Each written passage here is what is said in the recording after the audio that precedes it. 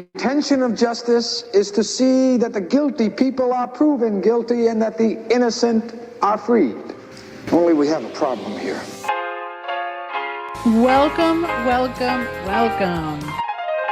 We are taking a look at this case from a psychological perspective. The Department of State Police personnel order that on Thursday, April 9th, 2026, the retirement of Brian Tully, the below-named officer, is honorably discharged by reason of retirement, effective of the date of close of business on Wednesday, April 8th, 2026.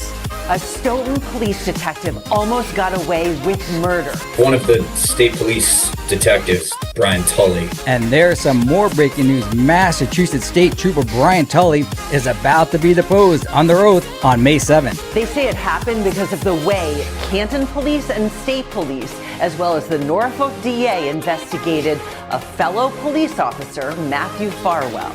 So he had to apply for this, okay? It is at least between 90 and 120 days that you have, he didn't go in on April 7th and say, I'm retiring tomorrow. That's not how this works. We now know that they didn't ask Farwell for a DNA sample and didn't go through his personal cell phone that day. Well, look at this. The gang is all here. We're back at the civil trial that was filed on behalf of John O'Keefe's estate by his brother Paul O'Keefe. We, the jury in this case, finds the defendant guilty of attempted manslaughter based upon extreme mental or emotional disturbance. Why didn't you think that he was trying to kill her? But it means they didn't believe her either. Can I start over? Sure, no problem.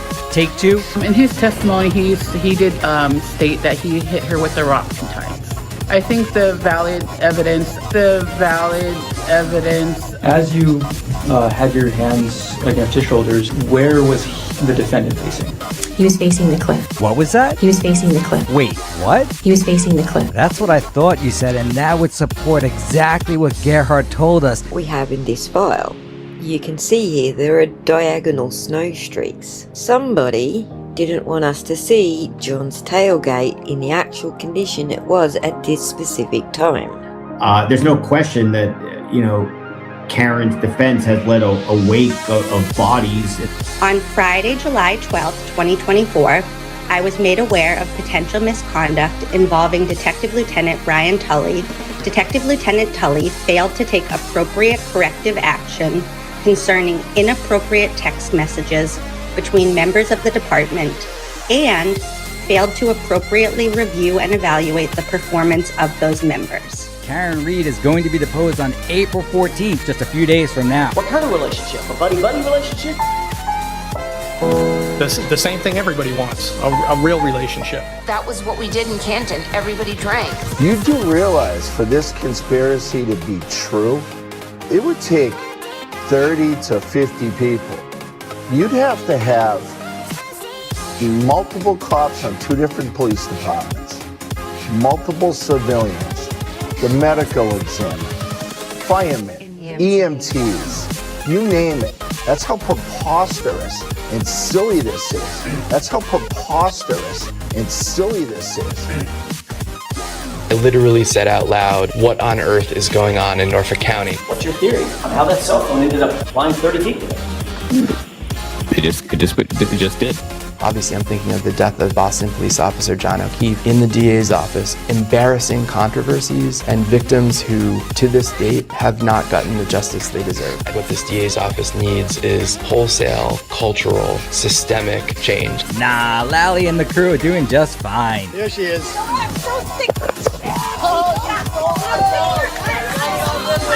Gotcha. Okay, so your sister... My sister Jillian, yes. It's funny. That entire section of this file is not a genuine dash cam recording. You have to buy that. So, you have to buy that. So... And showing solidarity, you can see them there. It's about getting justice for John O'Keefe. There clearly is an issue of integrity. How dare they? Justice for all. Only we have a problem here. Mm-hmm. Welcome, welcome, welcome. It is our Monday nooner. Welcome, everybody. Let me bring on my co-host for our Monday Nooner. There he is. Hello, Loophole Lawyer. Happy Monday. Thank you. It's been 2 weeks. Are we in like a little bit of a funk here with our transmission? Why do you say that? It looks like it's a little blurry or pixelated. I don't see that. Could just be oh, maybe it's just on my end or your end. I'm not seeing pixelation. It's not bad, but I'm just saying, I think you look like a little blurry, but maybe that's just my eyes. A sight for sore eyes. I haven't seen you in 2 weeks, and it's been a long 2 weeks. There's so much that has occurred in the past 2 weeks.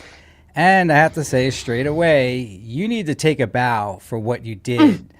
Not only in getting the Koenig case right, when all these experts, including body language experts and attorneys, getting it completely wrong, you had to really stand up and be a contrarian, not because that's what you're trying to do. I know you. Like, I love pissing people off as a contrarian. That's my sort of shtick, but that's not your thing. No. And I tried to explain to people that my opinion of this case was what it was, and then I asked you, and I know you referenced this friend that told you to do the case. I know, I'm pretty sure that was me because it was. I don't know. Okay.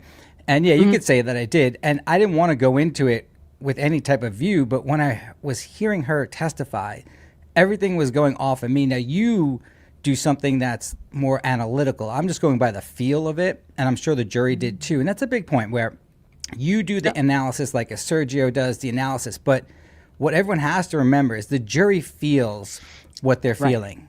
Yep. And that's not because of what you're doing. They don't have the benefit of going through line by line to figure out that this girl was lying majorly. You did it the way you did it, but the jury felt it, and a lot of attorneys got it wrong. I want to see a little bit of that today. Yeah, no, 100%. And I'm still sort of dealing with some emails trying to help people understand, right? Because I think it created a lot of conflicts for people that certainly have followed my work and believe in my work, but then really felt strongly that, that Gerhardt was the bad guy in all of this. And I got that.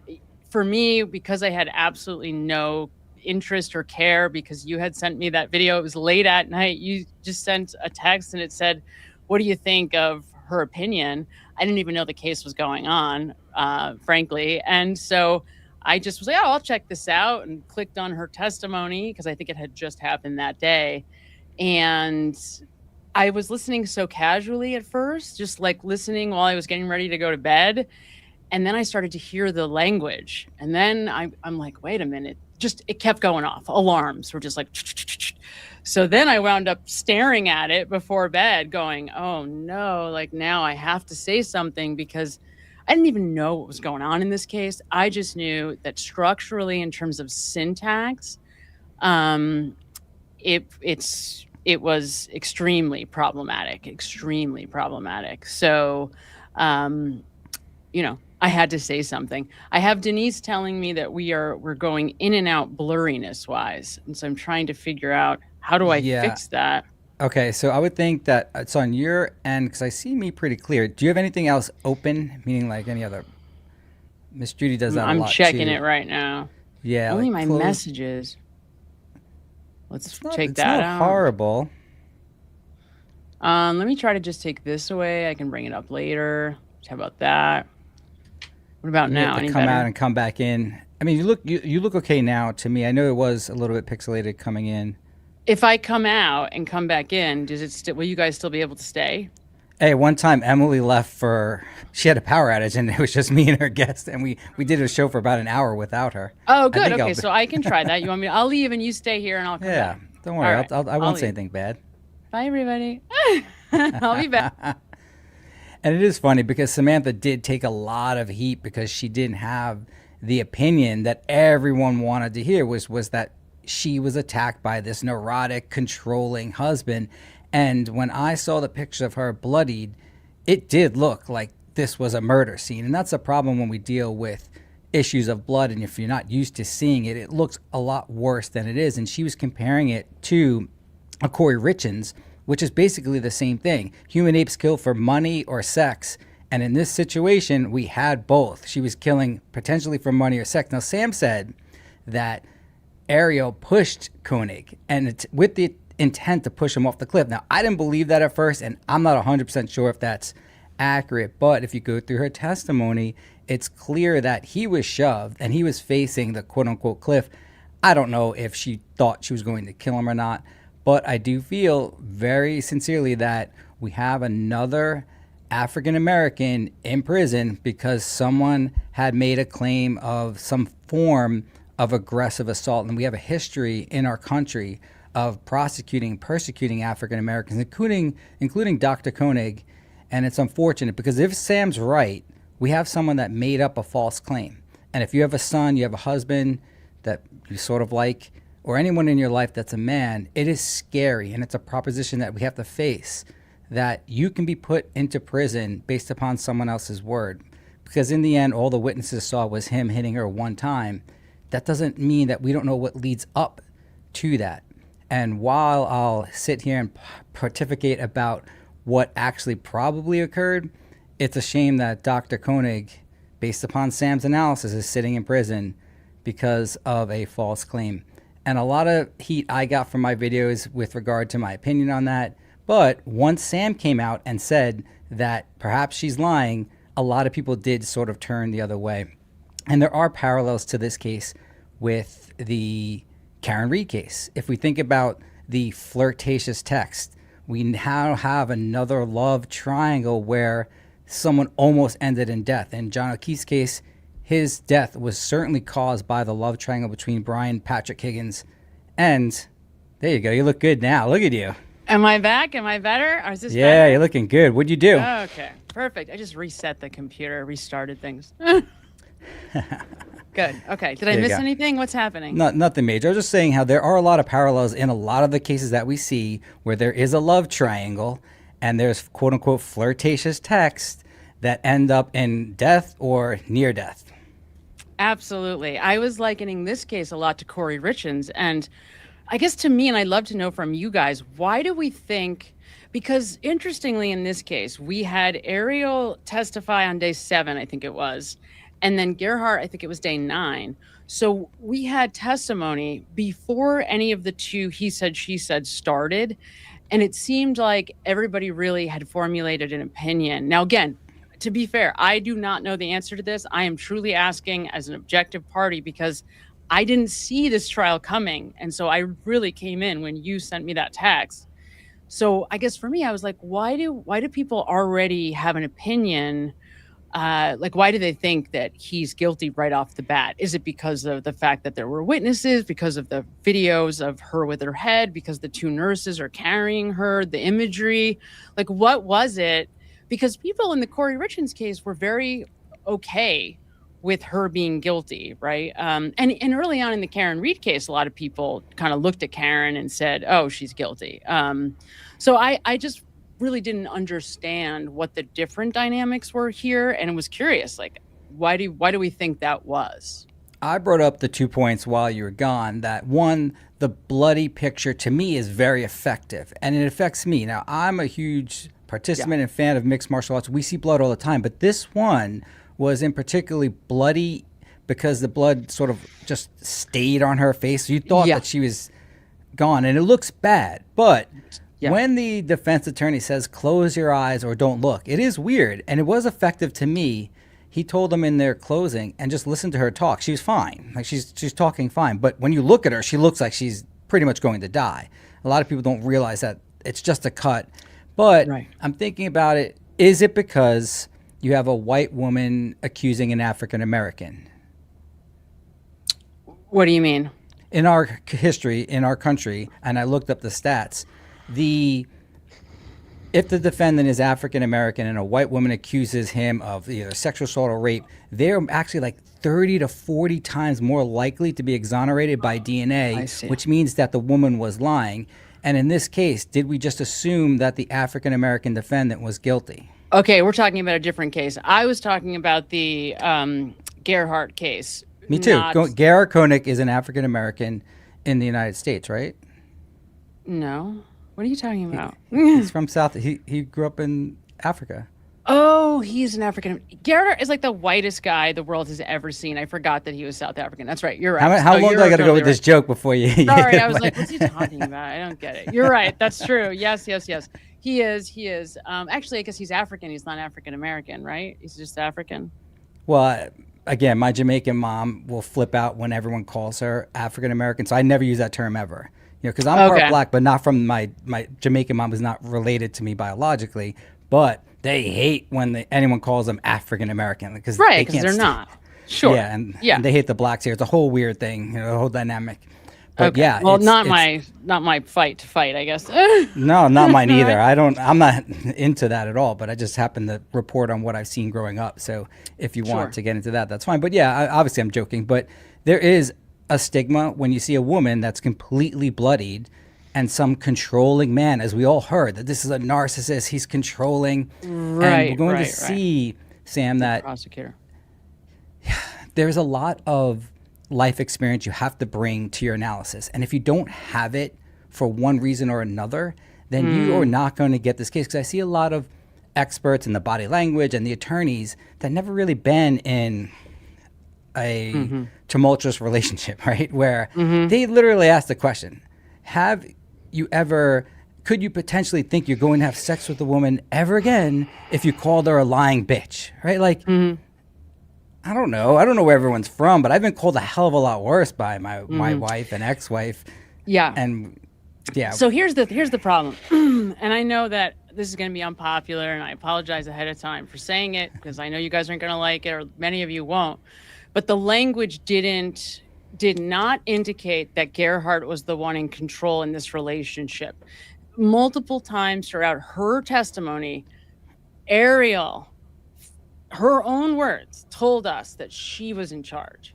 Not because I like Ariel or don't like Ariel, and not because I like Gerhardt or don't like Gerhardt, but because from her own testimony, the language she used was authoritative, and it was like, I told him, right? This is not like victim language. This isn't the language of a woman who's been, abused. There's a number of other things too with Gerhardt, like some of the way that, we don't need to get into all this, but there's a lot of nitty-gritty details of this case. For example, in therapy, the idea of like sublimating my needs, just first of all, the word sublimating my needs. And what does that mean? He said it so casually, but Ariel in her testimony supported what he was saying. Like, they were reading these books and they were sort of trying to take their lead from these books. Well, here's the problem with the idea of being in counseling and there being any discussion whatsoever about Gerhardt not meeting her needs or him, waiting around for them to get to the affair. If this was truly narcissism, absolutely no chance that's happening. Like, true narcissists, the hallmark of narcissism, the thing that makes a narcissist is an inability to receive blame. Like, they cannot ever be at fault. And the fact that he was even having a discussion or even saying out loud in this court case, sublimating my needs, is something that would never come out of the mouth of somebody who's narcissistic, because they can't even accept for a second that they took blame. So there would be no discussion about sublimating my needs. It couldn't happen, right? So there are things in the language in this case that just made it impossible for what everybody was saying to be true. Not because I like it that way, and not because I don't advocate for women, of course. This case, though, was different because of the language, and it wasn't even like my psychological opinion of these two or a profile that I did. It was simply, you sent it to me. I wasn't even looking at the screen in the beginning. And I just saw all the warning signs. And it wasn't one thing. I kept blowing them off. I was like, no, no. And then no, and no. And 20 minutes in, I was like, no way. I felt my heart break a little because I knew that like my mom really wanted him to be guilty. And so I knew from the beginning that I was kind of like at least going up against her, and my mom's tough. I didn't want to go up against her. So I was like, oh no, my heart breaks for my mom, so I didn't want her to be guilty, to full disclosure. I really was trying to ignore all those early warning signs, but it was Vince. I mean, by the end, it just, and it bothered me. And I don't want to shit on anybody else. Like, it's not my job to make other people look bad at all. Like, but it did upset me a little bit that people were so quick to just like jump on a bandwagon and start pointing out without any adherence to a baseline, just starting to point out body language in the middle of a statement. Like you can't, that's so, like, it's just not, you know what I mean? So it's just not, Let's say, it's not Sam, a fair I learned, thing to do. I learned a lot from watching your analysis, and those that don't want him to be innocent probably can't even watch what you said. Of course not. And I you'll couldn't see if that I your were views them. will go down. Yeah, it's just tough because you love to hear what you believe. Of and sure, course. we all jump to an initial conclusion, and then a lot of us can't get out of that. But the reason why we have so much hatred towards the officers in Karen Reed's case is because they stuck to their confirmation bias long after the case was already done, long after 2 trials have done. Till this day. We hear them in their stupid internal affairs investigation. None of them can take accountability or even say, yeah, of course we should have acted once we knew. And they were given a hypothetical because they were all trying to say that they didn't know the content of what Michael Proctor's texts were. So then the investigator gives them a hypothetical. Had you known what they were, would you have changed your analysis of Michael Proctor in your employment evaluation? And most of them basically say no. The answer should be absolutely yes, or just yes. Right. Of course. But they can't do it. They just can't do it. No. And it was So the that- top. I mean, the more disturbing interviews in the internal affairs investigation were the top generals, right? Was the major, was Coppen something? Can't remember his name off the top of my head. But his interview is particularly distressing. He's the guy that Tully actually called. I guess he wasn't his direct supervisor, but the guy who was his direct supervisor came in after the Karen Reed stuff. So he really didn't have a direct he wasn't involved in the Karen Reed stuff.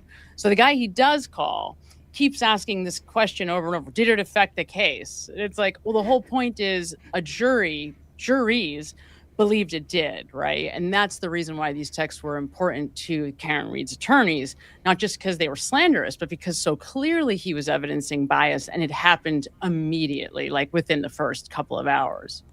Yeah, and the weird thing is, people may be mad at Proctor, but thank God he voiced his true feelings in these text messages, right? So, like, he saved Karen, especially in trial number 1, because they were going with the conspiracy and everything like that. So, thank God he said this, and thank God he was honest, right? Because if he was smarter and just concealed his true feelings, then where would we be? And that's the more scary proposition. Yeah, it does make me a little concerned that these two guys, Tully retired. My guess is, yes, he retired at 23 years. And yes, on paper, it's an honorable retirement. This guy seemed like he loved being a police officer. My guess is he would have stayed a police officer for longer. And the timing of it is a little suspect. I'm sure he had a heads up about certain things that were coming down the pike. And that's part of why he left when he did. But, to me, it's upsetting that the higher ups were not reprimanded, because really it was even above Tully and above Proctor that should have been. Everybody in the whole line, were problematic in this case. I mean, I don't know what happened to the General Coppen, whatever his name is. He obviously is an old school guy. I mean, he'd been around since like the early 80s, it sounds like. So maybe he needed to go anyway. Maybe he's already gone. I don't know. But, some of this stuff, it just was such a testimony to the culture and the problem at a much higher level, certainly. Yeah, it is true. I think that Copenhagen is either retired or on his way out, because when we did the analysis of his compensation, he did receive a lump sum, which generally is a buyout when you have so many vacation days accrued and you're at the end of your employment, I believe. But either way, I saw no accountability from the top up in terms of when they were talking at all. And they're really in a sort of a private situation. They probably don't believe this is really going to come out at some point.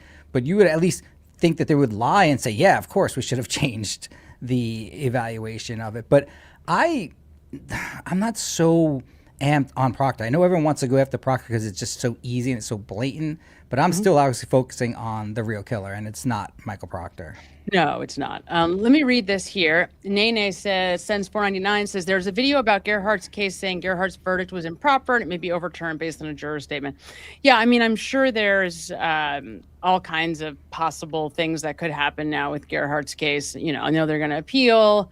At least Gerhardt wants to appeal, and I'm sure that has to do also with him being a medical doctor and not wanting this kind of verdict on his record. But maybe there's another case. God, I hope not, but maybe it goes on again. It wouldn't be the last time. There's another case, a horrific murder that is going to be tried again, which I can't believe. I didn't go through that trial the first time, but I'm aware of the story where this little boy was killed, 11-year-old. She tried to plea insanity. She was failed miserably and was sentenced to life in prison, but now that's been overturned. So, I mean, it could happen, certainly. We'll see. But, you know, it is what it is in this case. You know, I feel, like I said, I feel bad. But unfortunately, one of the reasons why, like when I first learned about deception detection and statement analysis specifically, not so much body language analysis, but statement analysis, the reason why that attracted me to it and reason why I spent, you know, the last couple of years just doubling down and trying to learn everything I could about it was because it doesn't lie. Because it doesn't lie. Because it's really based on the way we automatically use language. And when you realize how much we hate lying, it's fascinating. It's so interesting how human beings, it's like drilled into us that we don't like lying. And especially when you get in front of a jury or in front of a judge and you take an oath like that, it is such a situation where people feel such incredible compulsion to tell the truth that they will do almost anything to try to get around being deceptive. And so it comes out in the language. And one of the things that actually tipped off Ariel was that, you know, she's not sociopathic. She cared about lying. And that was why, that was one of the reasons why it came out so automatically from her, was because she didn't want to have to lie. And one of the things after Gerhardt's testimony, this is so tough for me to even talk about because it makes my skin crawl a little bit. But when you listen to his testimony and then you go back and listen to hers, exactly like you pointed out with the cliff, she is actually giving us rationale for what he's going to say preemptively. And there's only one way that could be possible because he testified after her. And that is if she knew what he was going to say. And there's only one way she could possibly have known what he was going to say. Right. So that was also incredibly incriminating in the end. Well, I shared this with you, but I've been in communication with her attorney. I've sent her attorney a few of your videos. And then during the closing, when I hear the exact hypothesis that you had, that the only time you see emotion was during the time she's reading the card, it's like, oh my God, Sam, this is exactly what you told me and I sent to him. And he used it in the closing. Now, I don't necessarily say one way or another whether it worked or not, but the good news is, at least for Dr. Koenig, is that he's not facing life in prison. Now, the bad news is we're throwing around 10 years as a max as if it's nothing. And if you're right, then she should be prosecuted for filing a false claim because she used that vial and the syringe story as a basis to potentially get someone convicted wrongly. And we do have criminal statutes against filing false claims. And I'm hoping one day that she does face those allegations. I don't know if it'll happen, but if what you're saying is true, then she's committed a serious crime. Right, but how do you prove that? Right. I mean, again, it just comes down to he said, she said. So it's very difficult for a prosecutor. First of all, this prosecutor would never do that because then he's going against himself. We'll leave our thoughts about him for another day. But, you know, so he kind of can't, right? Like he can't because then he's essentially going against what his own theory of the case was.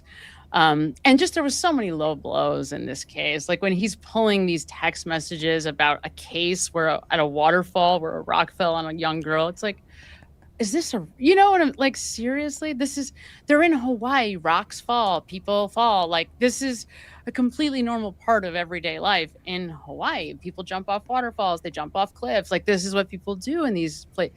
It just was so, I thought he was reaching so incredibly to try to create a premeditation story. And like I said, you guys, I have no investment one way or the other. If I believed that Gerhardt was guilty, I would be the first to tell you because I could care less one way or the other. Really, I really just have no investment in either of these human beings. But that's the reason why I was so attracted to the statement analysis, because it doesn't lie, because you can't get around it. And that's why I trusted it as soon as I started to hear all the flags go up. So, but one of the things that I think is hard for people that watch my videos, I will conflate things. Like I will bring everything that I've ever learned into a video. And so I don't just default to the statement analysis, which is the reason why I think it sounds like I'm sort of bringing all these other things in, which I am in terms of support, but it wasn't those other things that gave me those indications that she wasn't being honest. It was the statement. Yeah, and that's a huge thing. When we were in law school, Sam, they had a class called negotiation, and they recorded us. This is back when they had like VHS recorders, and we had a scenario, and we were allowed to use puffery, and attorneys are allowed to ethically bolster or even lie when they're negotiating if it's in the benefit of their client. So it's like there's a weird gray area. It's just called puffery, but technically it's really lying. And I saw my recording. I used the phrase, honestly, this is the max amount that I could sell this car for. It was a hypothetical of selling a car to a customer. You had to be the car salesman or the customer. And I look back and I literally said, honestly, because I was lying at the time. And you see it there. It was so mind-boggling to me that I did that because I don't even remember doing it, but I know that I was allowed to lie a little bit, and I saw it right there. And that really goes to the point that you were saying, that you want to tell the truth so bad, and your brain literally can't resist all these indicators that are going to be seen by everyone else if you really analyze when someone is deceiving you. Yes, I'm working right now. This is really exciting for me. I'm working right now on the Brian Hooker statement. So he's the guy that everyone's probably heard of. I didn't know the name either, but he's the one where a week ago, the wife in Hawaii fell off a dinghy. So we do have 2 days later, he called up a group of friends. They recorded his statement. And so we have his version of events to his friends just 2 days after the incident. And it's very exciting to have like this guy's full statement just 2 days after this happened.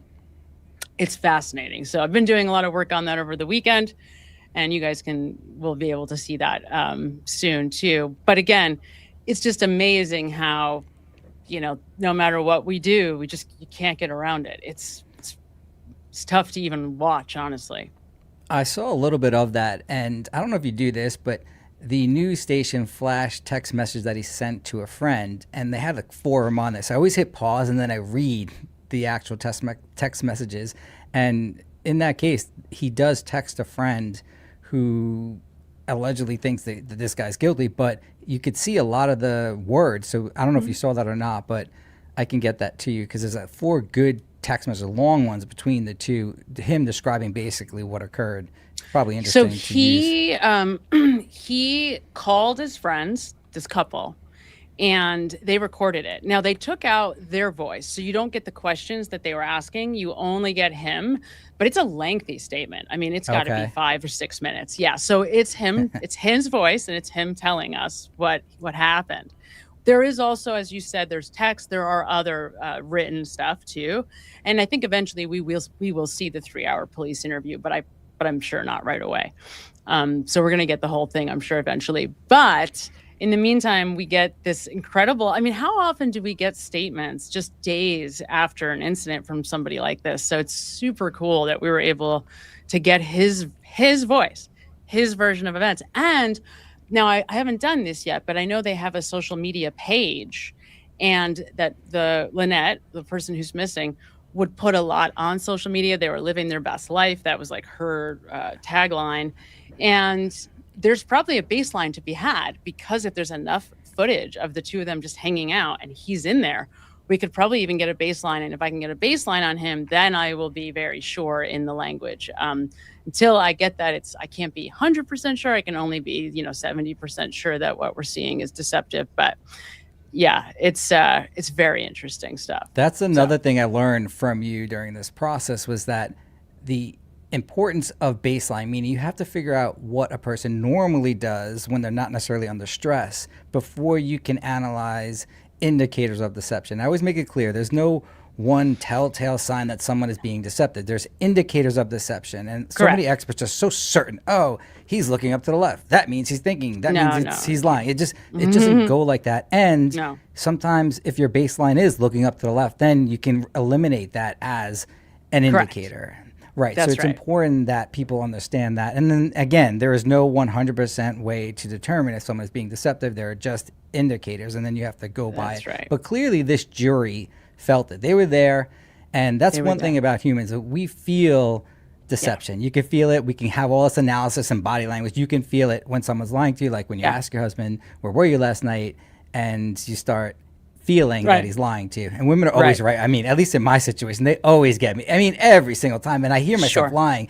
And I'm using all the things that you pointed out, like when you're being specific compared to general, like everything that Ariel was doing, I've done. So I understand fully now what I need to do in the future. I just don't know if I can do it during the time when your wife asks you, were you with that girl last night? Unfortunately. That's so funny. And that's true. Like people were asking me on our members live stream last week, how do you use this stuff? And the truth is that you always have to factor also baseline, but also the circumstance. Because as I was saying then, if it's just like me at a baseball game with my buddy, there's no oath. Like nobody took an oath before we sat down that we're going to I swear to tell, so it's a different context. And that does matter because we'll be more casual. We'll throw around language much more loosely in a situation with our buddies than we are going to obviously in a testimony in a court of law.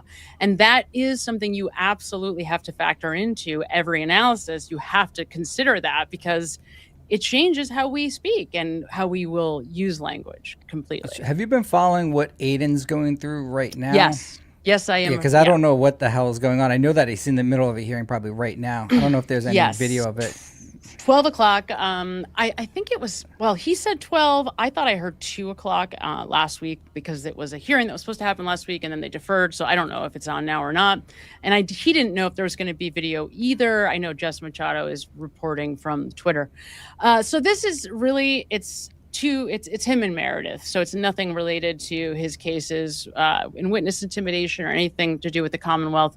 This is purely Meredith and Aiden trying to get restraining orders on each other. I believe, and you guys probably, some of you will know better than me, but I believe she's the one that initiated getting a restraining order. So she went to a judge, she got this temporary order because that's what they'll do. And so now is like the court date to essentially either get to a real restraining order or not. And the problem with these restraining orders is that they don't bar you from talking about the person, right? I mean, you can't stop somebody from talking about you. It's just not possible, right? So the restraining order prohibits space. You can't come to my house. You can't come within a certain distance of me. And I suppose it, keeps it sort of, I guess it gives you some kind of like a legal weapon if you really wanted to weaponize it, where you could try to say that person's violating the order if they're near you or if you follow them around, I guess. On purpose. But aside from that, I just don't see the value in any of this. I don't see the value in the restraining. You know what I mean? Like I just don't see the value. Psychologically, we know what's going on. Obviously, was this someone that he was dating, Meredith? Yes. Oh, yeah. Yes. How did they use this term like 50, 51 or something? What does that mean? What do you mean? Did you ever hear that? 51? Like, I don't know. Like, I see these writings. I don't follow any of Aiden's girls. So like, they say like her nickname is 50, 51 or something. I don't even know what that meant. If that's true, I don't know what it means. I can tell you that so my understanding of Meredith is that like he was in jail and she essentially started talking to him as like a fan while he was in jail. And I think that's really the nature of their relationship, right? Like he was going through a dark time and she sort of stepped in, and that was their dynamic. I think through the beginning, it was a very serious dynamic. It was always about like legal stuff and court stuff, and he was going through a tough time. So that was really the basis, I think, of their relationship. We don't need to get into the details. It's not important, but that fell apart, as will it with anybody. I mean, if you're going to be in a relationship with somebody like Aiden, you have to be ironclad confident and not at all concerned. Like you just really can't be chasing him around, because if a woman wants to send him naked pictures, they're going to send him naked pictures, and there's nothing you can do to stop that. And if you care, if you're going to be patrolling his Facebook wall or whatever, then you're going to be driving yourself nuts. So you really got to be, like I said, if you're going to be in a relationship with Aiden Carney, he's a flirt. Women, I've seen it. I've seen Aiden in action. I've seen him during the verdict watch. women come up to him everywhere all the time, of all ages, right? He's eating dinner, he's eating lunch, people come up to him. He's walking down the street with his kids, people come up to him. Can you take a picture? Can you take a picture? So, I mean, you're never going to be with Aiden in public in any situation where women are not coming up to him. And if you can't handle that, like, forget it. Yeah, I never had that problem. But I understand where when a guy is in that situation, which is unnatural, where women are throwing themselves at you, usually it's the exact opposite, then there will be issues because men have so little resistance in terms of denying a female that's willing to sleep with you. Just the way nature is. Where you, when you walk in the bar, every guy would literally sleep with you if they could. Like, just the way humans are.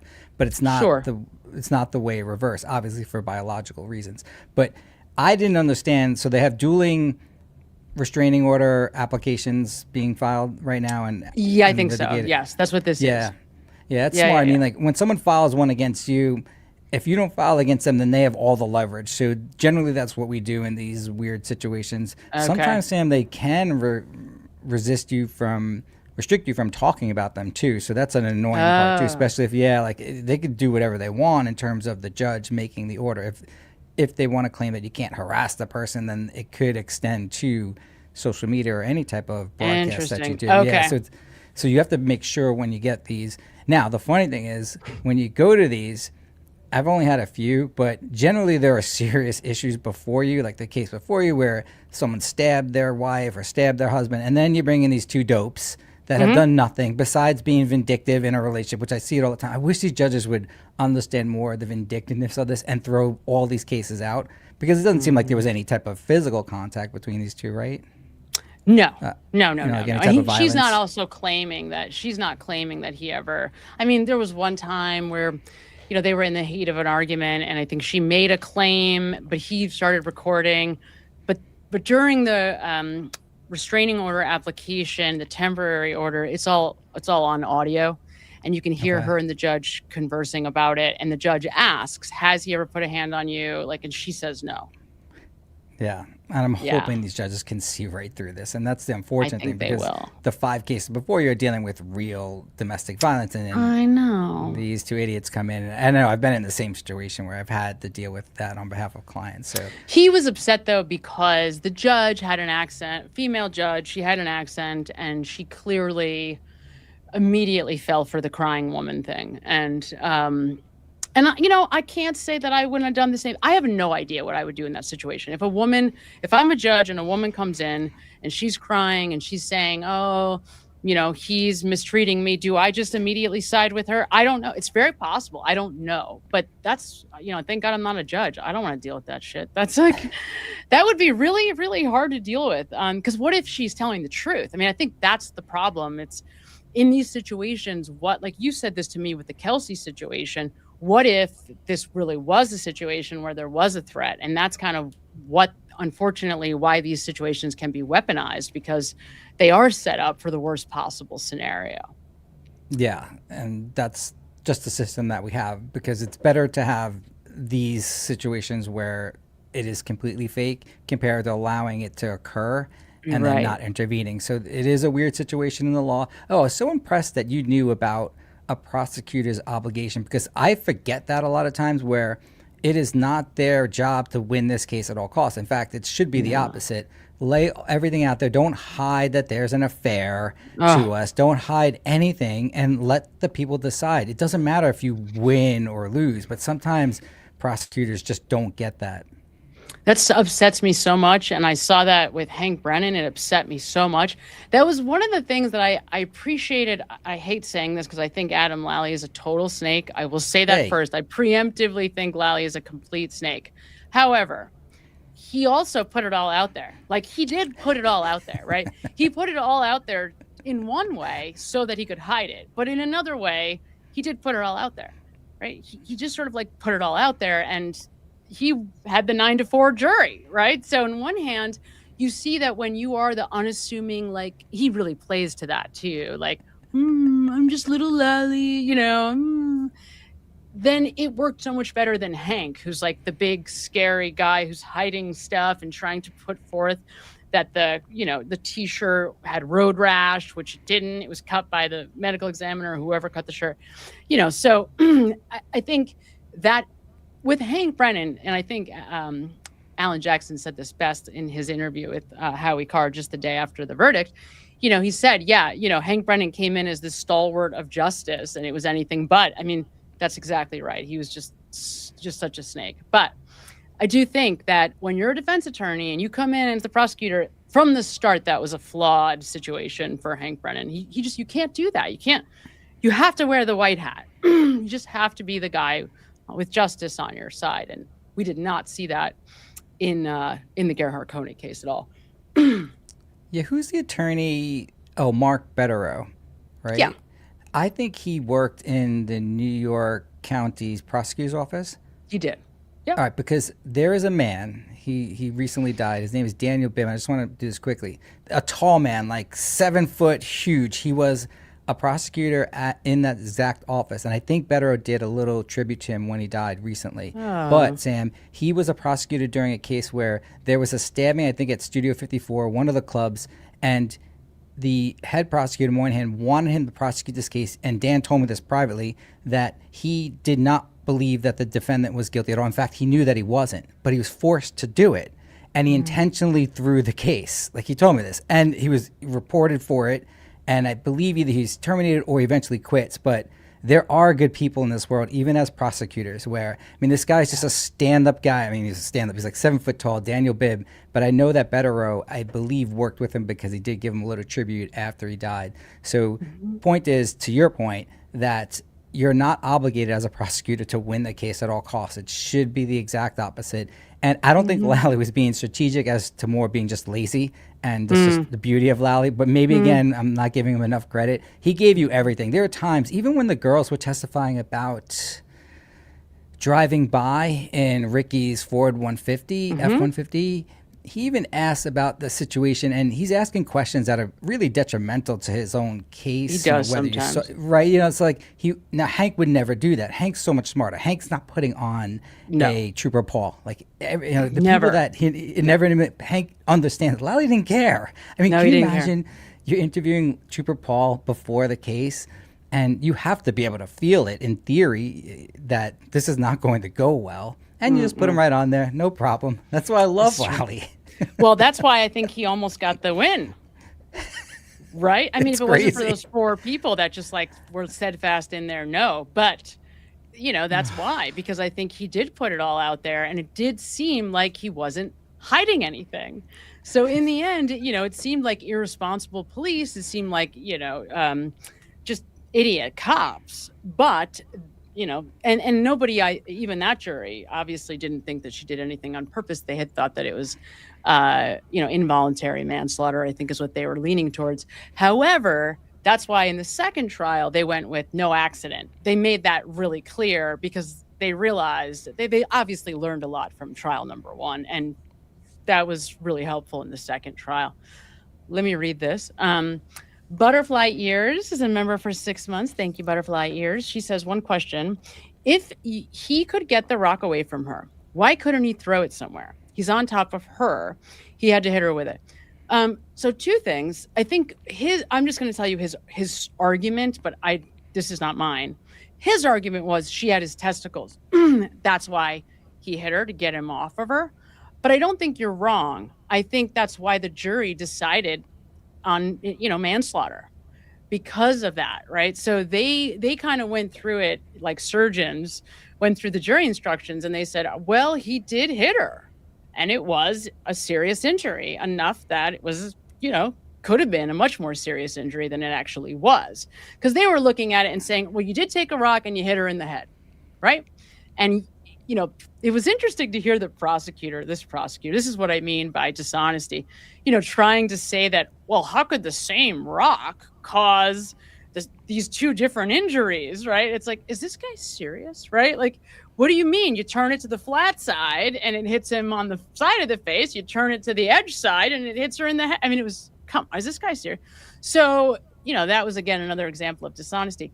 So I don't think that you're wrong. I mean, I think that's why the jury went the way they did. That's why I didn't have a strong negative reaction to the verdict, because when I heard the jury instructions in real time, I'll never forget this. I was walking down the street running errands in New York City, listening to the jury instructions, and I remember thinking, oh, I could see this jury going with manslaughter due to extreme emotional or mental distress.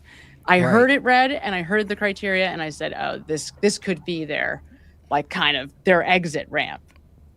I rewatched your show, and your sister Jackie gave me so much anxiety waiting for the verdict. I don't know what it is about her, because I think she has a combination of Italian and Jew, and both those in a female will give me like extreme anxiety. But I knew the verdict, and I'm watching her be so anxious about it, and I was getting anxious about it. I was watching this in the morning, and then like I knew what was going to happen, but I have to say I love when Jackie is on there, because she gives that real raw emotion that I miss. And it's true. It's like the one thing I can't fathom is basically hitting her in the head with the rock if it was me. Like, because I understand that even if she's grabbing your testicles and it hurts, like you could do something else. Like if you use this fist, right? Like, but I also get heat of the moment too, because there are times, like I told you, I've been hit before by women, and Sam, everything in your body wants to strike back. I mean, like everything, you know, like I can't explain it. That. Now you admitted that you've hit boyfriends in the past before. I have.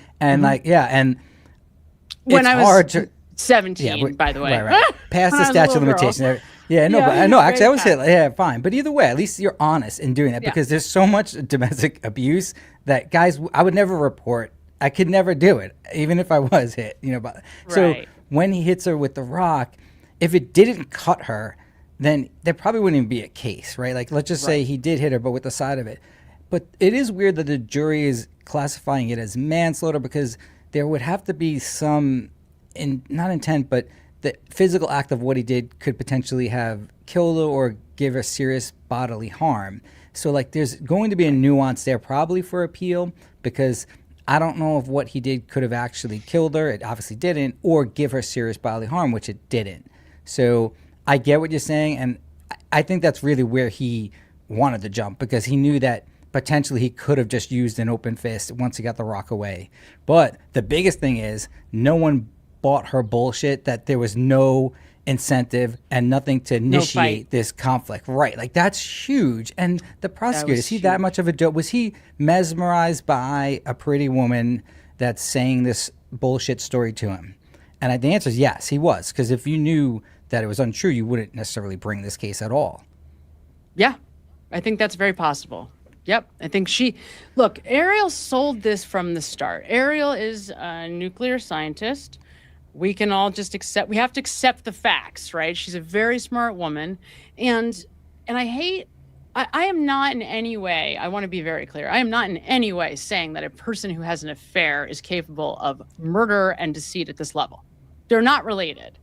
But they were in this case, because if you see a pattern of lying from somebody, right, that does tend to give us clues as to what someone is capable of soon thereafter. Now, people can change, but this all happened in a 6-month period of time, right? So he had found out about the affair in late November, I think, approximately. Yep. And this was her birthday was in April, right? I think, right? April, was it? No, March, end of March. I'm sorry. March 24th, I think it was. Because we were right on the anniversary, and I couldn't believe how quickly the trial happened. It was 1 year. I'm like, what the hell? That's crazy. Talking about speedy trial. So that's insane for us, right? It usually takes forever. So, but that's really quick. So for me to see, okay, look, this is a smart woman. She immediately, clearly leveraged the sympathy of these two women that saw her on the trail instantly played that card. Then comes home, calls in the medical bag. I mean, the whole thing was, played. And I believe, and I hate to say this, but I also believe that she played a meal. And why do I say played?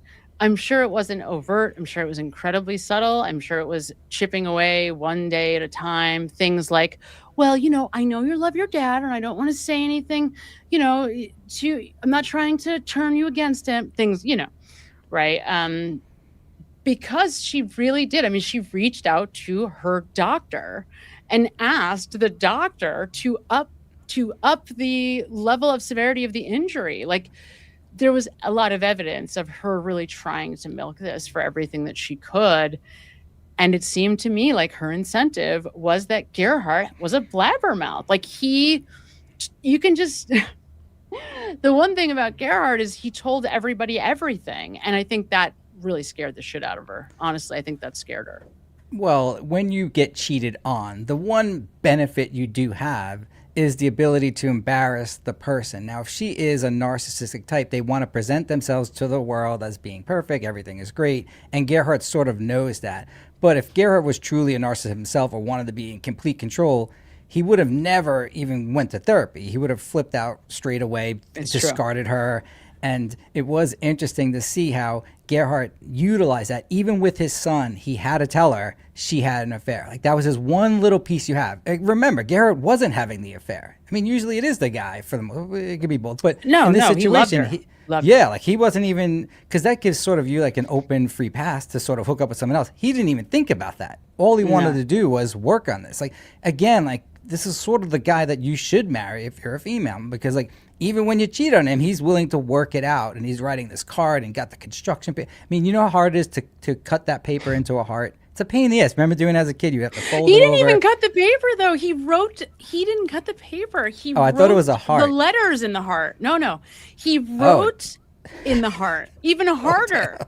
That is he harder. Literally like wrote, it wasn't a cut. It was literally like he wrote onto the paper, like in the shape of a heart. Okay, I was wrong about that. Yeah, no, that's... Seriously. Yeah. Because, I mean, a heart's sort of hard to draw to begin with. If you're going to write letters, wow. When I saw that, I was like, oh, this is, it's... But I will say, I want to be very clear on this. All of that aside, none of that had anything to do with why I said she was lying. So all of this other stuff that I just mentioned came after the language was problematic, right? And so I really want to make that clear, because I think that was really confusing. A lot of people emailing me and they're upset and they don't understand.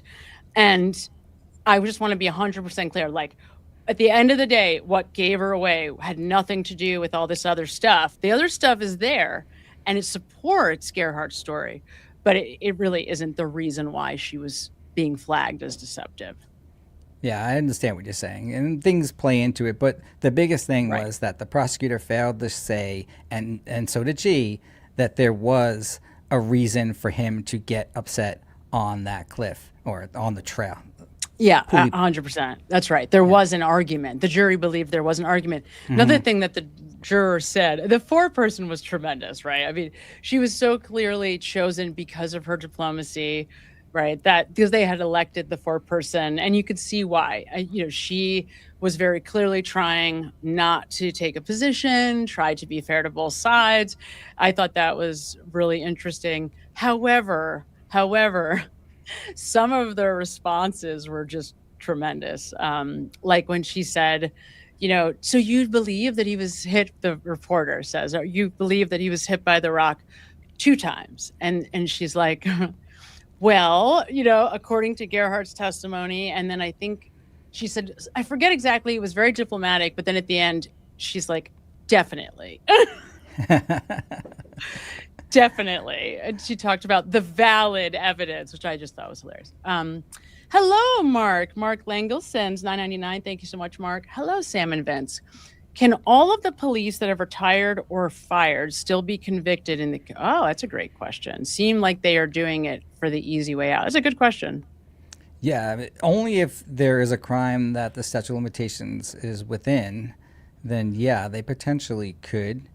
Can all the police that have retired or fired still be convicted? Yeah, if they committed a crime, one, and if it's within the statute of limitations. So there's no statute of limitations obviously on murder, and that would only be Brian Albert and Brian Higgins that could potentially be convicted of that. Forever. Right. Forever, till the end of time. But this speaks more to me to sort of the problem with the Norfolk County DA's office, which I think is something we should at least mention, right? Because what problem? If somebody like Adam Deitch gets in, the problem for all these McAlberts is that they no longer have their pulse, their finger on the pulse of what happens in that town, on the police department, on the district attorney's office. Now they have somebody who is actually connected to the feds in that office, and whose agenda, whose entire platform is essentially being run on altering the culture of that office. So if he gets hired, that is a super big problem for these people. Because remember, Mark, in order to bring a case, the police have to bring that, right? I mean, it would have to be the district attorney's office. And right now, obviously, that isn't going to happen. What is interesting about that situation from the beautiful forensic girls, they got us to signal messages that indicate Karen and Yannetti were pushing the feds to get involved, which is amazing, right? That's what you should be doing. Whether or not it resulted in any criminal convictions, it didn't. But why didn't it? There must have been something in Adam Deitch's presentation or something in his office where we spent all this time and money doing it and nothing came of it with regard to any type of criminal charges. Yeah, I mean, that's a great question. And thanks so much, Mark, for your question. I will tell you that in my personal opinion, I can't help at the end of the day but wonder if it isn't still political. Now, that's because when I went and watched the retirement party of Berkowitz, one of the things that just jumped out so obviously, if you watch the whole thing, it's long. It goes on for a long time. And I actually did sit there and watch the whole thing. And at the very end, I caught Brian Higgins and Brian Albert in the crowd right at the front and, being chummy. And Kevin Albert also is sitting there, which I thought was hilarious. I didn't expect to see that. But one thing you is so obvious. I mean, they're all in bed with each other. And they all had a lot of respect for Berkowitz, who was there for a very long time. He was at the front of that office for a long time. He was there when this happened. And, you can't say enough about the relationships. These people worked together side by side for years and years and years. They've, worked on initiatives together. They've been in Israel, doing whatever work together. In that case, in Berkowitz's case, that's true. He took a bunch of people to Israel. I don't know what the hell they were doing there, but they were doing something. So, to me, it still could have been political. They could have made the decision at the end of the day, like, we don't want to bring this because, it's bad for everybody. Or they found out that there was no real conspiracy amongst the officers and there was just crude language coming from Michael Proctor et al. Well, say what you mean about what do you mean by that? Meaning that they have the jurisdiction over police corruption.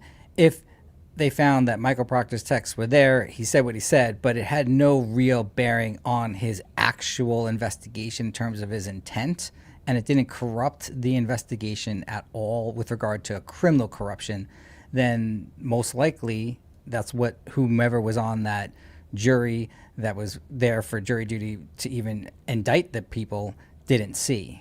All right, so let me ask a question about this. Now, I don't think you're following this, and that's fine.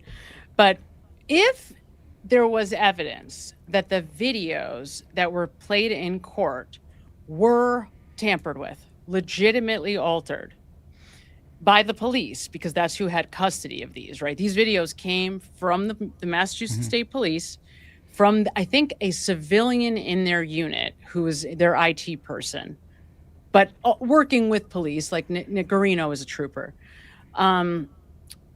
Would that that's a federal crime, right? I don't know. I guess it would have to be under the definition of corruption, meaning you're working with others to specifically convict this person intentionally. And you know what? I don't even want to speak about it because I don't know about the definition of what they actually encompass. And again, if you're saying that they altered the video, does it rise to the level of corruption on a federal level? I don't know. Obviously, it seems to be there would be some crime, and definitely as an attorney, you can't present altered evidence. That's just our rules. I've dealt with that once in the past, and it was against DLA Piper, and this case it all revolved around an audio recording of my client that she made, and it was very low. She was on the beach, literally making the call, and they come to the arbitration, and it's so loud and clear, the call. Oh, wow. Right? So then we have to stop everything because Now everyone heard what it said, so it sucks for my client. And then we went to the rules of professional responsibility, where you're not allowed to alter evidence. You're not allowed to present altered evidence as an attorney. And it was a whole huge fight with Alessi's firm, DLA Piper, and the attorney at the time that was doing it. They do it on purpose. They knew it, but they did it, and they got away with it and had to deal with it. So okay, but that's like, just to be clear, you're talking about like cleaning up. Was it altered or was it cleaned up? It's altered technically, right? Because if you I was using the word amplify. He was using the word amplify. That's altering evidence, because this whole case revolves around, could my client hear what the person was saying to her on the phone? I see. And when you play the original, you can't. But when you alter it, when you amplify was the word that this sneaky DLA Piper would use. He wouldn't use alter, use amplify. That's altering, right? Especially when the case revolves around whether she could hear or not. Okay. Yeah, of course. All right, that makes sense. So, I mean, I think it also probably depends, because I think you're right. I will tell you this. The reason why I assumed they didn't bring charges was for the reason that you said. They ultimately determined this was incompetence, this was cultural problems, which is what Adam Deitch is running on, right? So it does stand to reason that they see that the problems are incompetence. First of all, no oversight. Like, one of the things with the Sandra Birchmore case, I don't know how much you know about that case, but Sandra Birchmore is a fascinating case. Same exact group of people. It's Fanning, it's Tully, it's Proctor, it's the same group. And it was a horrific case. This poor woman, I don't know what her diagnosis was, but, she had learning disabilities, whatever. All she wanted to do was be a police officer. And they had this Explorers program, which I think they might even still have in some places, where, they like try to recruit high school kids.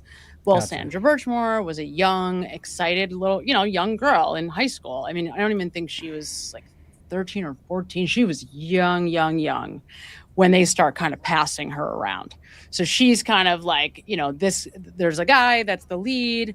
He's coming into the school. He's the face for this particular school, and he's doing the recruiting. He starts like inappropriately reaching out to her on like AOL Messenger or something. This was a long time ago, hearing the details, but long story short, she ends up getting into the program, and right away, this cop named Matthew Farwell, out of the Stoughton Police Department, which is like the neighboring police department, and his brother, there's two of them, he starts having a relationship with her when she's 15. It goes on and on and on.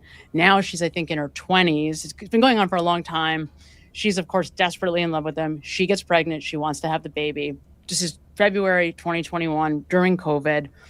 And he goes in. I mean, you see the video. He literally goes in. He goes upstairs. He comes down, and you see him. He's all like, covered up, but it's clearly him. And she's dead. Well, they all rule it as suicide right away. And what's interesting about this is, even like, I want to say a year ago, we get all this discovery in one of Aiden's cases. And one of the things that shows up is an email from Morrissey with Tully on it, because Tully's his bulldog. He's CC'd on everything he does. And it's very clear that even after the feds are now coming out with their charges, he's still like, what? Like, question mark? Is this true? Like, he has no idea, Michael Morrissey, that there's any question about a suicide. He just has no clue. So clearly this guy is just not, he's not doing anything. He's sitting in that office, sending out thank you cards, and he's a politician 100%, right? He's not in charge. He's not doing any work. And that's a big part of the problem in that office. Like, he just wasn't paying attention to what the hell they were doing. Yeah, I saw that video, and I didn't know what I was watching. I was like scared watching it, because you see the guy go in, you see her go in. Is there a time when you see she goes her body's in first? Right, but her body, they never remove the body, so it's just him going in and then out. Yeah. Yes. And they're claiming that the suicide is probably during that time frame or after that time frame, but you see him. Is that the issue? That's correct. Gotcha. All of that is true, yes. And, the medical examiner is now in trouble because the ME, there was some clear, I don't know if it was Scorti-Bello, I don't know who the ME was in this case, but, whoever they were missed some clear signs of, there being a homicide, not a suicide. And it really does seem like, he had an informal conversation, not even interview with, I think Tully was one of the cops. So the feds essentially ruled that the reason why this happened is total incompetence and ineptitude on the part of the Canton police, the state police, and the Norfolk County DA's office. And that Seems is what about right. Yeah, it totally does. But I mean, this guy murdered her, and it's just horrible. And there was listen, there were thousands of texts. That's the thing, Vince. There was thousands of text messages back and forth between them. Him even threatening her. Like it was a nightmare. After she got pregnant? After, before. I mean, it was okay. just, yeah, I mean, they had been in touch since she was 15. Yeah, but when you're married and having an affair, the pregnancy is what kills you. If you Exactly, that's correct. Have you ever seen the movie Match Point? I don't know. I've asked you this before. It's with... I don't think so. All right. Well, I'll get you the details, but it deals with this exact issue in murder when you're under that situation where the girl that you're having an affair with becomes pregnant. It's from that famous New York Jewish director, Woody Allen? Yeah, it's his movie, Match Point. I'm so bad with names. I know who he is, but I'm horrible with names. And in fact, it's the star. He's a little famous. Okay, yeah, good. the female star is dating the dude from Saturday Night Live. That's the news reporter. Oh, is this a new movie? It's semi-new. She's uber famous. She's super pretty.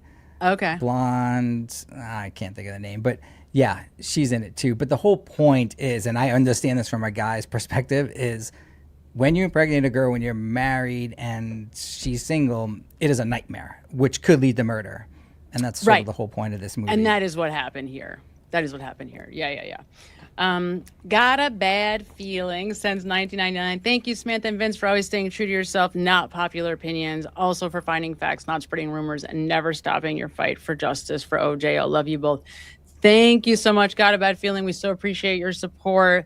Yeah, I mean, like I have said many times already now, like this particular case, the Gerhard Koenig case, was a tough one. But in the end, like, I never want to make other people feel bad. I never want to go against popular opinion. But at the same time, I feel like, I feel more confident now because I'm not afraid to. And if that sort of makes me feel like, you know what, if I'm not afraid to, and if I'm going to stay true to what I'm seeing, then, that's a good thing. Like in the end, that's good for all of us because, not being swayed by what everybody else thinks. I think that's a good thing for justice because that's ultimately that's all I care about. It sounds so cheesy, and it's not because I'm, so wonderful. It's just, that's just how I'm built. Like I'm built to want to find the truth and to put that first. It's just like, unfortunately it's annoying, but it is in like my DNA for some reason. How do you handle that as a YouTube creator, knowing that you're going to put a lot of time into something, and now that people have gone against it, the videos are not going to do financially as well? Same thing. Like, I just don't care. I don't mean to be callous, right? Like, I don't mean it in like, I don't care flippantly. I just mean like, even if I take hits in any sense, financially or otherwise, like I would much rather put up something that I'm proud of and that I feel confident in than ever cater to popular opinion for any money. I mean, I would never be able to do that. I personally couldn't do that. If I was in that situation again, I might stay away from the case. Like if we could go back and rewind, I might say, hey, maybe I don't want to get involved in this one because of the fact that it's controversial, but I would never go like lie. I just could never do that. It's just not who I am, right? Because why I do this, like why I care about this case, the whole reason why I am doing this to begin with was because like I just was screaming and yelling on my own, like in an echo chamber. And I just wanted a place to scream and yell about the Karen Reed case because it was it's just such an incredible injustice.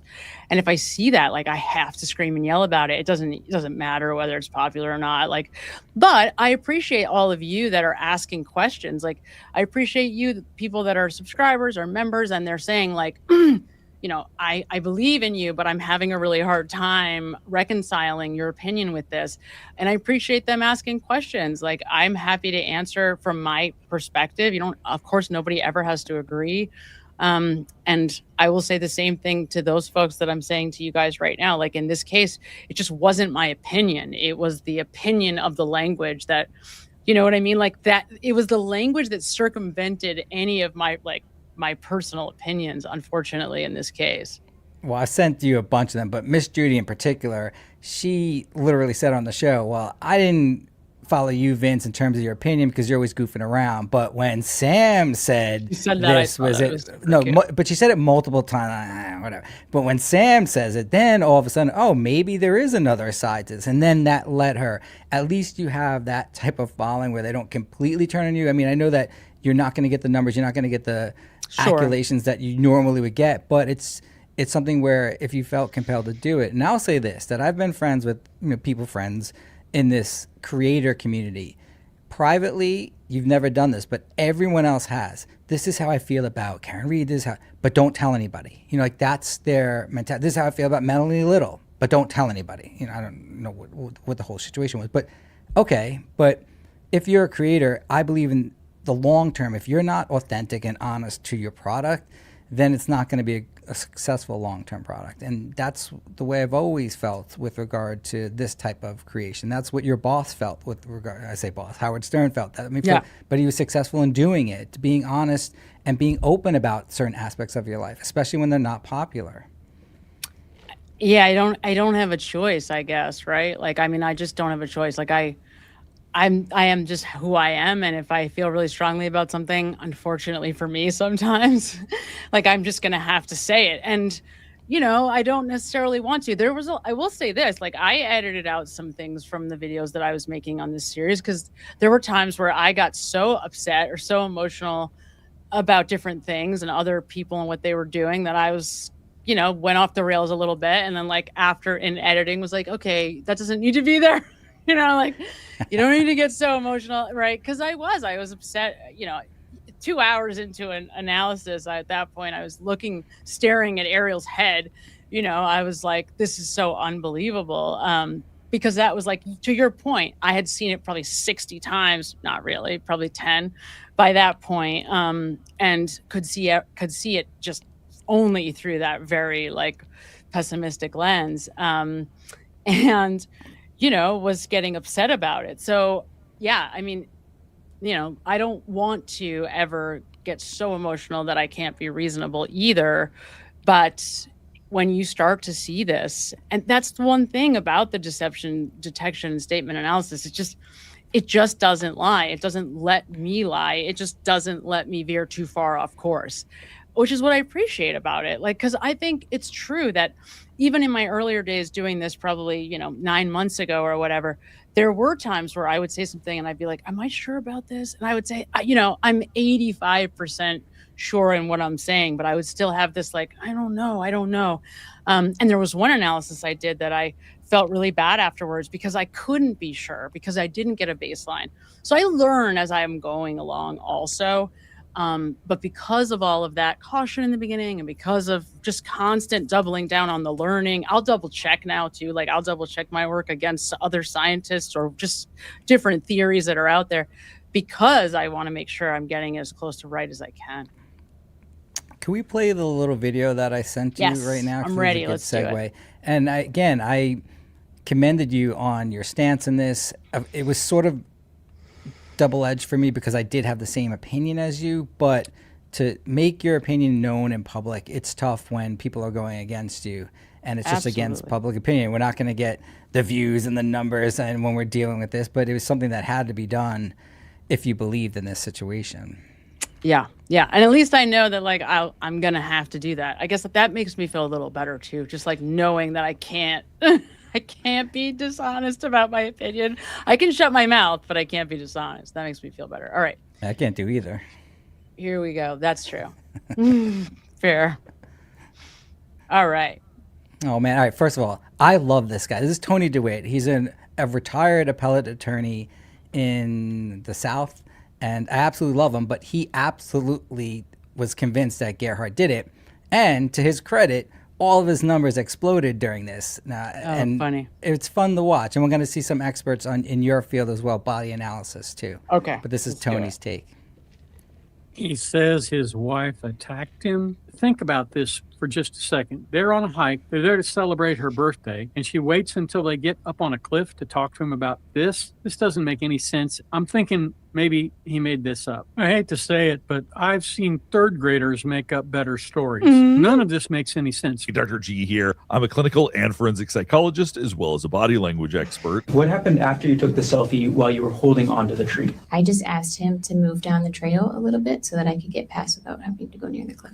He was a little like, okay, and then he moved a few paces away. Then I walked to him. One thing you're probably noticing is she's very direct and very calm when she speaks. Now, she's also a nuclear engineer, from my understanding, and people that are engineers, not surprisingly, do tend to be more intellectual than emotional. So I'm not entirely surprised that she's not showing a lot of emotion as she's speaking about this. But one thing we're not seeing any pacifying behaviors. We're not seeing the kinds of things we look for when someone is being deceptive. Then I walked to him. So he was then facing me. Now, if you notice her eyebrows, she does raise her eyebrows as she's saying this. One thing that's different about that presentation versus Gerhard Konig's is he left his eyebrows up the whole time. He wanted everybody to hear every last thing he was saying. Hers looks a lot more natural. His seemed a lot more performative. As she raises her eyebrows, she's highlighting certain points, whereas he did it the whole time. When I walk up to him, then he grabbed me. Why are you really torturing forcefully me by with my this? upper This arms. is not fair, Vince. Is it possible all you guys are full of shit and all this analysis? Okay, well, so here's the problem with this, and I'm not, Dr. G, I like Dr. G. I'm not saying this is not personal in any way, but if you're going to use body language analysis, like, guys, this is just, it sucks. I wish I didn't have to say this. Like, I don't want to be the bearer of bad news. Like, it sucks, right? But there's no science to, like, there's no universal face. There's no universal facial expressions, right?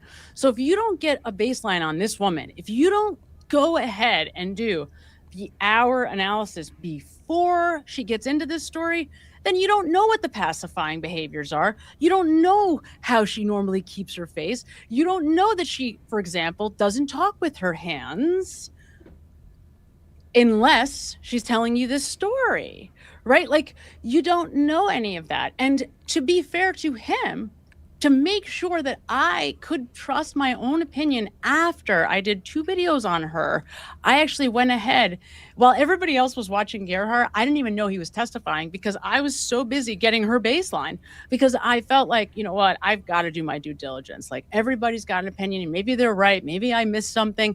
So I went ahead and I spent the next 3 hours, maybe even longer, studying her behavior when she was answering like softball normal questions.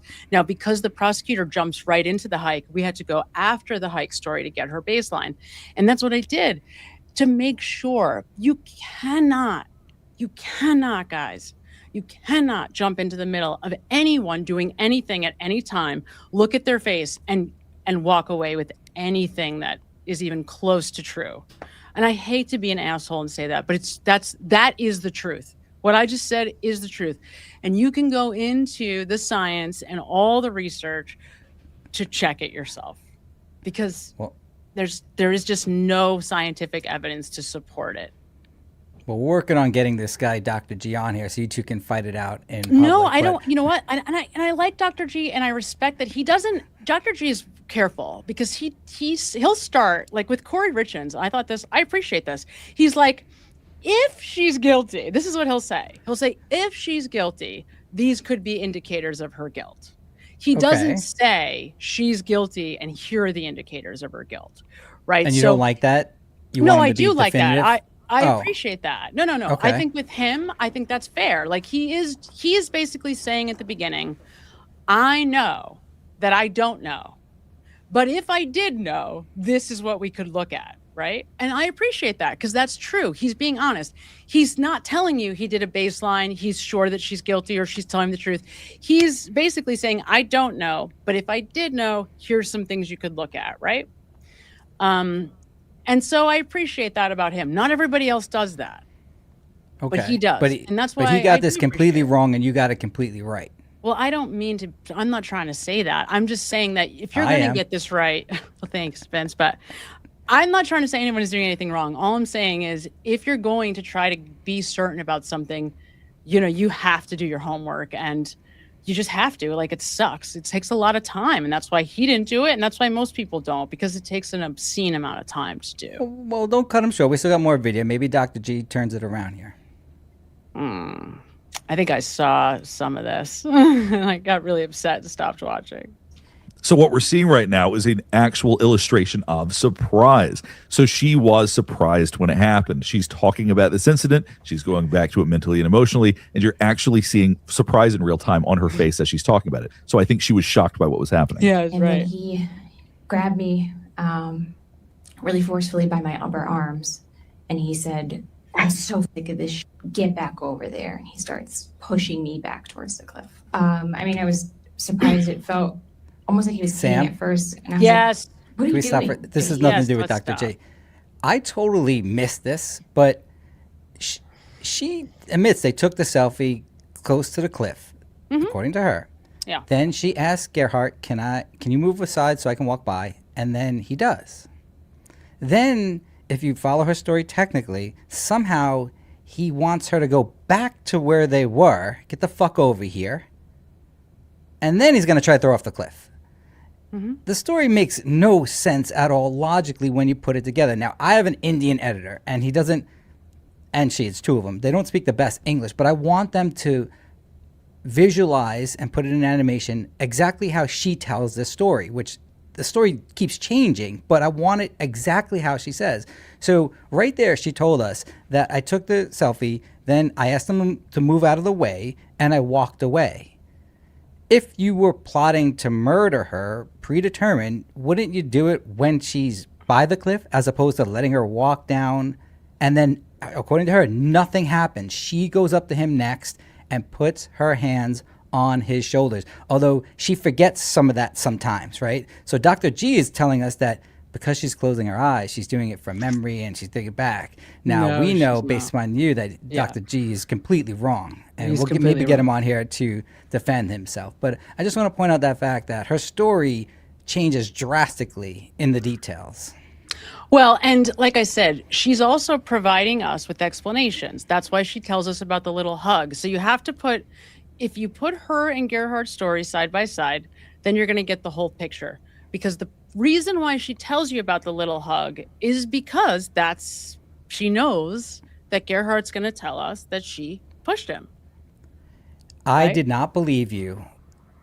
And I didn't think that she had it in her to even shove him. I don't know if she intended to kill him, but she Freudian slips what happens. And we picked up on that on another video where she goes up to him and she's the one who initiates the contact. And there was this light thing on the shoulders. Bullshit. She would never do that. She's not the type of girl that would do that in this situation. He would do that because he's the subservient one. He's the supply to the narcissistic type personality. He is the subservient one. Yeah, but the key thing is she slips, and I saw this on Dr. Lee, Lawyer Lee. My kids love Lawyer Lee because she looks like a lawyer. She speaks like, you should act like Lawyer Lee, right? But in her video, I just happened to catch this clip where she admits that he's facing the cliff when she does this little hug, but then she immediately catches it and then, oh no, he's sort of facing me, but no, bullshit. I heard what you said initially. It was he was facing the cliff when you did your touch slash. So And yeah. Here's the thing about her testimony that is so fascinating, you guys, and it's part of why, like, she could be in a study even because of this. This is how much people don't like lying. They don't like lying so much that she's going to try to tell us as much of the truth as she can. That's why it's so problematic, because she keeps trying to give us the truth. And the first time I went through it, literally the very first time that I went through this analysis, my first instinct was, okay, she's absolutely mixing parts of the truth with parts of fabrication. And you can tell by the language because she drifts in and out of present tense. So my first instinct was, okay, this is definitely parts of the truth and parts of it are fabricated. But then she starts scene staging. She starts planting evidence. And it was only when you get Gerhardt's story that you realize, oh, there's two reasons. One, she's planting evidence to try to sell us the backpack and the syringe story. And then two, she's planting evidence to try to account for what Gerhardt's going to tell us. And obviously the only way she could ever know what he's going to testify to is if it's the truth. Yep. She's good. Right. She's good. She was. And the interesting, like, there's other things too. For example, The Rock So I know the DNA on the rock, was really strong evidence for the jury, obviously, because they believed the story about the rock that Gerhardt told, and the DNA evidence helped there with the touch on one side or whatever. But when you listen to her fabrication, there really are a lot of overlap between Wendy Adelson and her story. When she goes into these obtuse moments of detail where you're like, why is she telling us this? This doesn't, like, why is this part of this story important for her to tell us?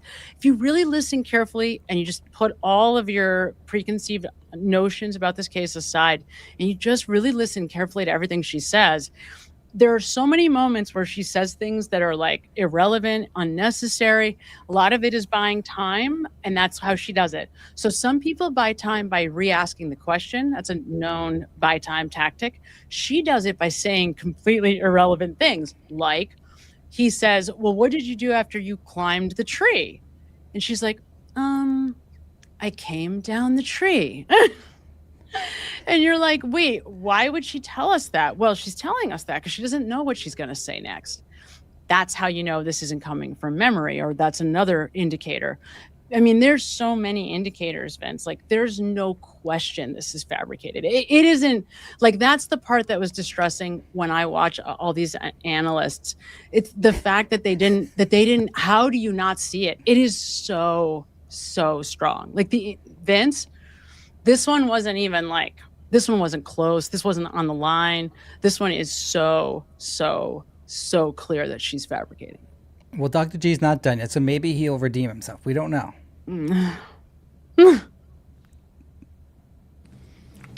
You're seeing her close her eyes.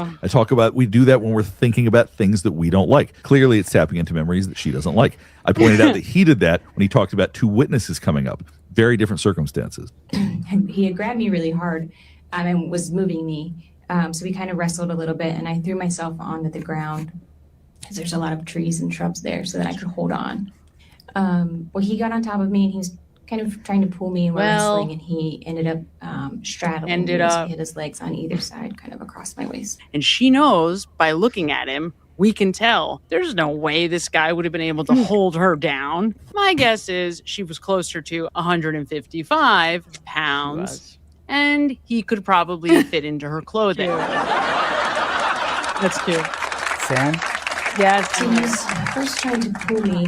It's true. That's cute. I actually dated a girl that she was bigger than me waist down, which is, but I did know, like, it is uncomfortable for the girl and the guy in that sort of relationship. So when you said this, it struck that memory. It was the one time where, like, as a girl, you don't want your man to be able to fit into your clothes. I don't know where you came up with that joke or how you formulated that. My ex-husband was the same size. That's how I knew it was something because the same size of, like, waist. Like, he was like, muscular but short. He's like a little guy, and right.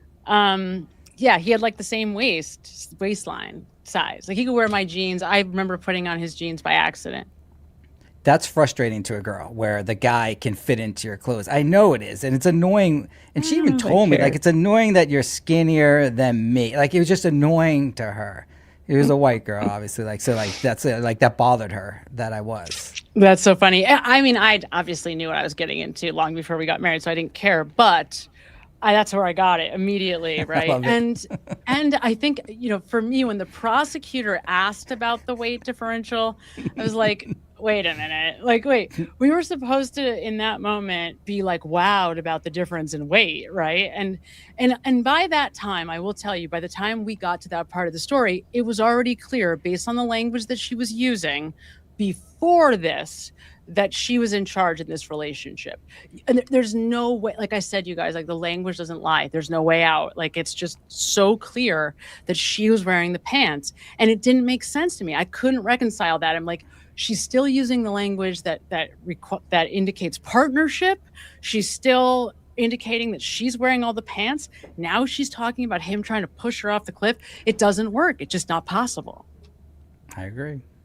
Let's see. Maybe Dr. G will redeem himself. Sorry to interrupt, Dr. G. I don't think so. I'm doubting it very seriously. You never know.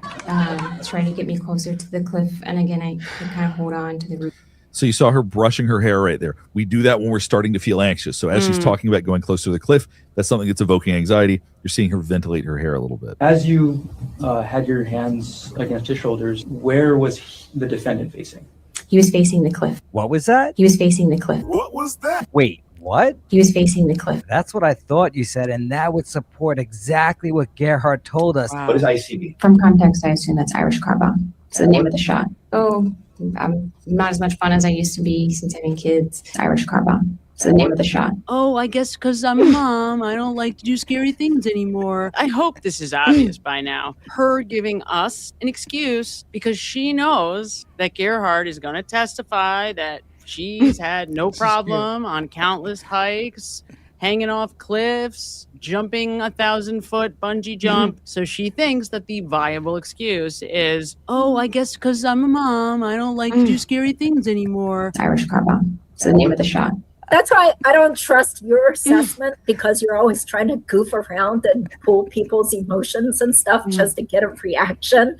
But when Sam said something, I was like, oh, perhaps I should look at the other side of things. Yeah. I think she's more objective and she's not just playing. Sam doesn't do anything for humor for the most part. And he could probably fit into her clothing. Well, that's true, though.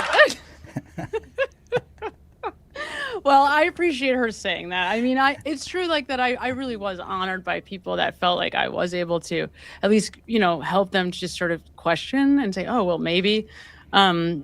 Because, listen, people can believe me or not, right? Like, it's not why I say what I say. I say it because this is what I see. It sucks, but that's why I said it, because it was what I see. And in this case, Vince, there's no way around it. Like, there's no world where this woman is telling the truth. It's just not possible. Like, it's fundamentally, structurally, syntax impossible. All right, we'll give Mr. G a little bit more time. Maybe he can redeem himself. Dr. G. She's doing it as a scientist that's analyzing the words coming out of this liar's mouth. I mean, the witness, sorry, we call it victim's mouth. Ariel is displaying a notable and confirmed by her own testimony pattern of deception. Because it did catch my ear when Samantha said on your show that she was starting to doubt how truthful this lady was. I was like, really? Because the whole narrative has been to support the alleged victim. The direct exam of Dr. not Dr. Corrigan, Dr. Koenig was actually pretty bad, but a cross-examination was even worse. You still wanted Ariel to have sex with you after you called her a lying bitch, right? Worst We had sex in cross-examination December, ever. and that was after we had that conversation. Wait, can we yes. say something I'm about sorry, this? but Hold on when- a second. Let's look at this, okay? Really think about this. So the prosecutor steps up and says, oh, he's so controlling. He wanted to have sex every other day. To me, what that says is he's so insecure and he's so needy that he's saying, like, I need you to show me, like, affection, right? And to make up for this, like, I need you to show me that much affection. But what ends up happening instead is all that really matters, right? Because you can ask for anything in a relationship, but at the end of the day, she ends up not going near him for 3 full months, right? Because it was December 24th was the last time they say they have sex. Then it's March 24th. So no matter what he said, like, her authority is, again, asserted on the relationship. So if he's so controlling, like, that's another example about this isn't what controlling men would allow, right? If you've been with a controlling man, like, there's no way he's going to be like, yeah, this is cool, but Gerhard, he wanted to be with her. He loves her. Like, there's no question that this man loved her, to his fault, big time. And his last wife, guys, like, talk about control. His last wife is a phone sex worker. Like, and I'm not judging that. I swear to God, I'm not judging that. I don't give a shit what people do for money. I really, really don't. But think about it. Like, imagine, like, you're talking about a controlling man, and then you're talking about the kind of woman that's, like, free enough to even consider that type of occupation. And then she's, a feminist. She's working as a professor, an adjunct at the, Pittsburgh as a feminist in women's studies. And I don't know.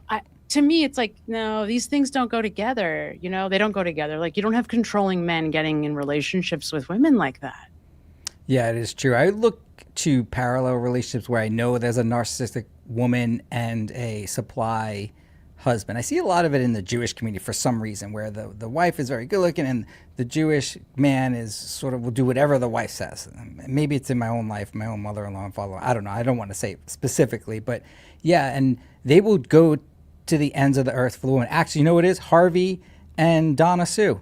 That is the exact relationship where you have a narcissistic, good-looking Jewish mom and a successful doctor who will do anything for this wife. They will discard the kids. Whatever the wife says, they will do. Harvey will be with that woman to the day he dies. That's very true.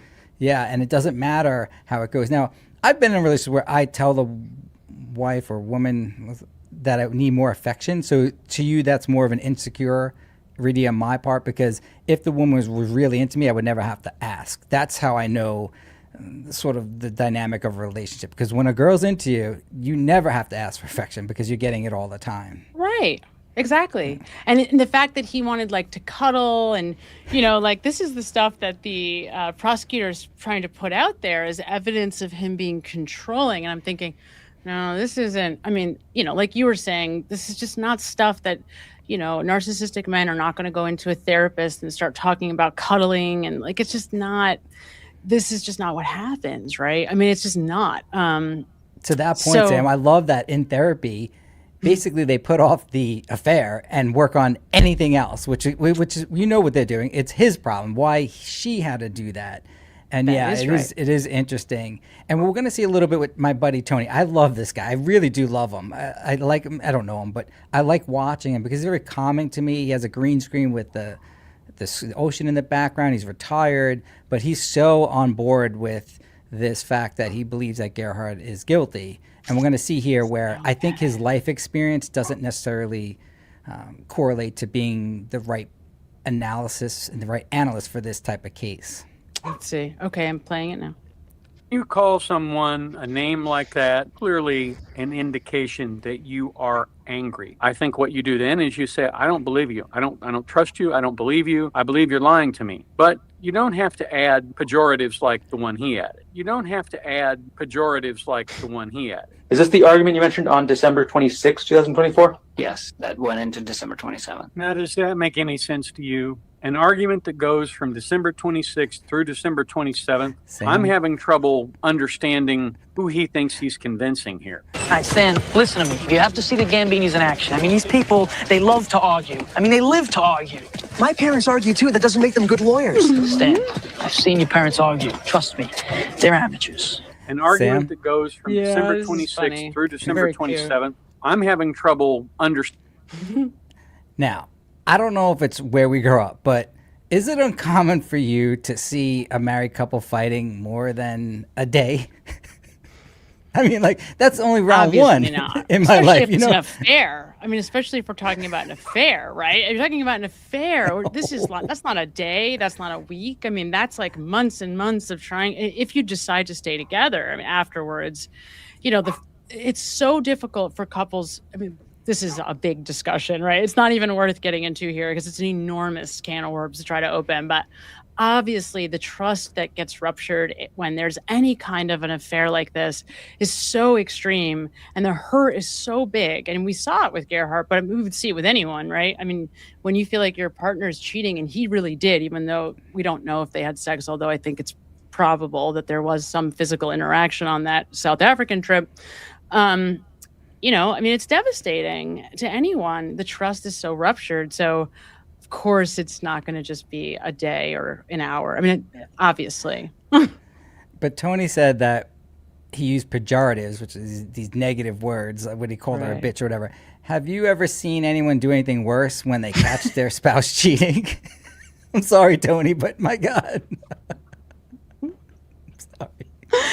Yes, I can imagine there's much worse, right? Okay. Much worse. It's just we normally see it the other way. I mean, I think there are some gender stuff coming out here too, right? There's obviously some gender stereotypes. Typically, it's the woman who's being cheated on. And in that case, we sort of wouldn't really most likely think very much if she's yelling, "You piece of shit," but because it was the other way around, it does seem like more aggressive. It seems like somehow just worse. But even Ariel, and this is the interesting part, because even Ariel, like, this is how we know that it was legitimate, because she took it, right? Like, she took it. Like, she admitted that she took it.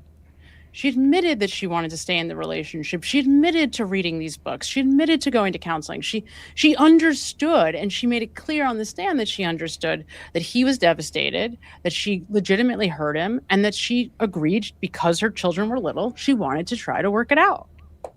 Which is the right move. The only thing is she wasn't changing her actions at all, right? Because I think she did, but I think she did, Vince, like, to her credit, because I think Gerhardt gives her credit. I think she did, but that was the problem. It seemed like she did and didn't want to anymore. That was what the whole argument was about.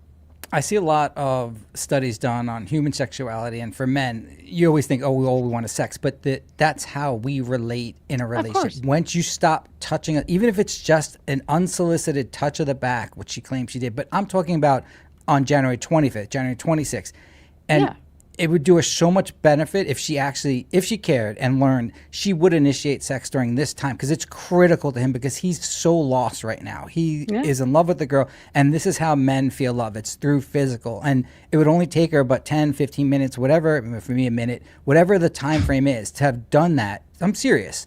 If she really cared and she really learned what a man needs, because men are dumb. We're such idiots. We're so basic, and it's that physical touch that men need that she didn't give to him. And of course, then he's going to feel even more isolated and more unloved by her.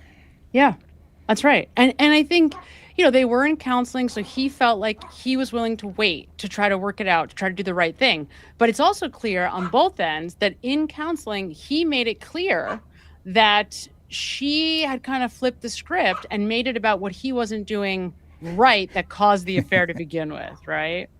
And again, I like that. That's just not something that, controlling men are going to be like, yeah, that's true. That is what happened, right? Because that was something he was very clear about, and that he was okay with to a degree, right? And she echoed the same sentiment. And I think that was interesting because they did overlap more than you would have thought. Like, there was a lot of crossover in their statements, a lot of times where Ariel completely echoed the same things that he said. So that was really helpful, actually, in this case, because you could have only took their statements and just looked at where they overlapped, which sounds like that's what the jury tried to do. And you could come away with a pretty clear understanding of what had happened, I think. And the one huge thing that's underlying all of this is the limerence effect that Mary Miller is causing on her brain, where she's resisting this. And some woman in my comments said that I was in limerence. If my husband coughed, I thought he was disgusting when she was in this limerence phase, right? And that's why Tony missed it, that this affair didn't matter if she touched him or not. Her brain was into it, and male and female brains are completely different when it comes to this. But when you're in this, it doesn't matter whether they had physical sex or not. The mental is way, way more powerful, especially to the female brain. No, absolutely. He, she liked him. I mean, she had a crush on him, obviously. I don't know to what extent, but yeah. All right, let's play this here. I'm going to also have to get my dog up on this. Hey, Sonny, be quiet. Who he thinks he's convincing here. I am still puzzled by the result in this case. I believe that the state fully proved attempted murder. And I normally don't say things about jurors. The person they elected as the foreperson was somebody who sought to be in control of deliberations and perhaps led some of that group astray. I'm not really sure why I was selected to be a juror, but if I had to guess right now, it would be because I wasn't on island during the incident. Did you find evidence of an affair? There was a lot of evidence presented from both sides that were put before both Dr. Koenig and Ariel Koenig. In her testimony, she did admit to having some sort of an affair. And so that admission alone does say that an affair had been had. Do you think that was the root of his emotional distress? I'm not necessarily sure if that was the root, but I do commonly believe that somebody that's been married to someone for 8 years in a relationship for that long and having some kind of affair happen after having 2 young kids under the age of 2 might have some kind of emotional disturbance on both sides. Her answers in the interview that she did were non-answers, almost like she realizes that her result is not a popular result, but the juries are charged to decide the case based on their own view of the evidence and their own morality. It could very well be that there was some animus among people on the jury about what was labeled an affair, but which basically was a bunch of flirty text messages. Oh my God. Flirtatious text. Flirty text messages. She is carrying on a relationship to the tune of 10,000 WhatsApp messages, Flirty text messages. phone calls, video chats with another man. You exchanged flirtatious texts. We did. With Miss Reed. I did. Look at that face. Look at that cute bear. Look at that face. No, it was a flirtatious text. It was just, that was it. And the fact that she's deleting these communications as she great goes point. along is what tells us that she knows it's inappropriate. So there's Right. no question about whether or not Right. Ariel believes this to be an inappropriate relationship because she's deleting the text. It's so true. Yeah, that was Right? the best point because everyone in this chat right now can nod their head. Whenever you delete a text, you don't want your spouse to see it. You know course. something is up. Whether it's nefarious or not, you know that it could at least indicate to your spouse that there's something up. And that's the only time I've ever deleted a text in another marriage that I was in, that you But- don't want your spouse to see. Yeah, and also the thing with this that was so important, and I think that he is obviously, and the prosecutor just didn't want us to know, is that it's almost worse when you're waking. I mean, literally, when Gerhardt said, and I think this kind of drove the point home for me, like she would send both of us a text that she had just landed, but as soon as she saw that he had read the text, she called him. Like, I'm here, you know, I didn't get a call, right? And it was like, you know what? That makes so much sense to your point about like limerence. Like she was excited. And then when Gerhardt said on the hike that, you know, she told her mom about Jeff and that mom said he sounded interesting and that she was excited to meet him. It was like, oh man. I mean, come on. Like that's, you know, like it was just, I'm sure the mother at that moment hearing that was probably like, oh, you know, because I know Ariel is not admitting that she lied to anyone, including her mom, or anyone ever for that matter. But that was a sting, definitely, that made mom go, wait, what? I'm sure after the fact, because I'm sure that is what happened. I'm sure that's exactly what 100%. happened I because mean, she you couldn't can't- stop talking about him. Exactly. I told you that AJ Benza had this quote that the best part about an affair is bragging about it. And it is true because you're so in love in your mind that you have to tell somebody. And all women tell somebody. And she told her mom this. Not that they were having an affair. I don't even know if the mom knew or should have known. But definitely if you're mentioning this coworker in such a high regard, sure. And the only play that Gerhardt had was to tell people about it, unfortunately. His real move could have been to go do exactly what she did, right? But he didn't do that. He's sticking around. And unfortunately, like Tony and Dr. G, whoever these nuts are, that got it completely wrong, they missed this human relationship that is so critical to all of this. If you didn't understand the motive that was going on, then you're going to miss this completely. Now, Tony said that there's no way that she would do this on a beautiful birthday hike at that particular point. What is your opinion about that? I mean, to me, it's exactly the moment that you do it, right? Because it's like, okay, we're having this nice time. We've been getting along. Things have been going well for the last few months. He doesn't expect me to bring it up. It's almost like you can't ruin it. It's like you're on this hike. You almost can't screw it up, right? Because it's like we're on this hike and it's this beautiful view. So it seems like a really safe place to bring it up, actually. And it's interesting, you know, I wonder, I'd love to know, right? Like for Ariel, at what point, because here's the thing, guys, and you can't, you know, that morning, she finds out about another $500,000 being added to his life insurance policy. She can deny that all day. Fine. She's not being honest about not remembering that, obviously. So the question really is, like, at what point did she come up with the idea that, like, I wonder if maybe I could push him off. And then when that fails, like, throw myself on the ground and try to, say that he did something to me. Like, you wonder, when did that thought enter into her mind? Because that's a pretty significant leap to just have that enter your head on this day, on this hike. Yeah, and again, I'm not 100% with you that she was intending to kill him. I think perhaps there's a chance she was just more pissed that this guy actually stood up for himself, because he's saying what she said. Yeah. What the fuck? You're done with us. You're out of here. Now all of a sudden she's like, fuck, is it over? And a narcissist does not want to be told no. They don't want anything to go against them.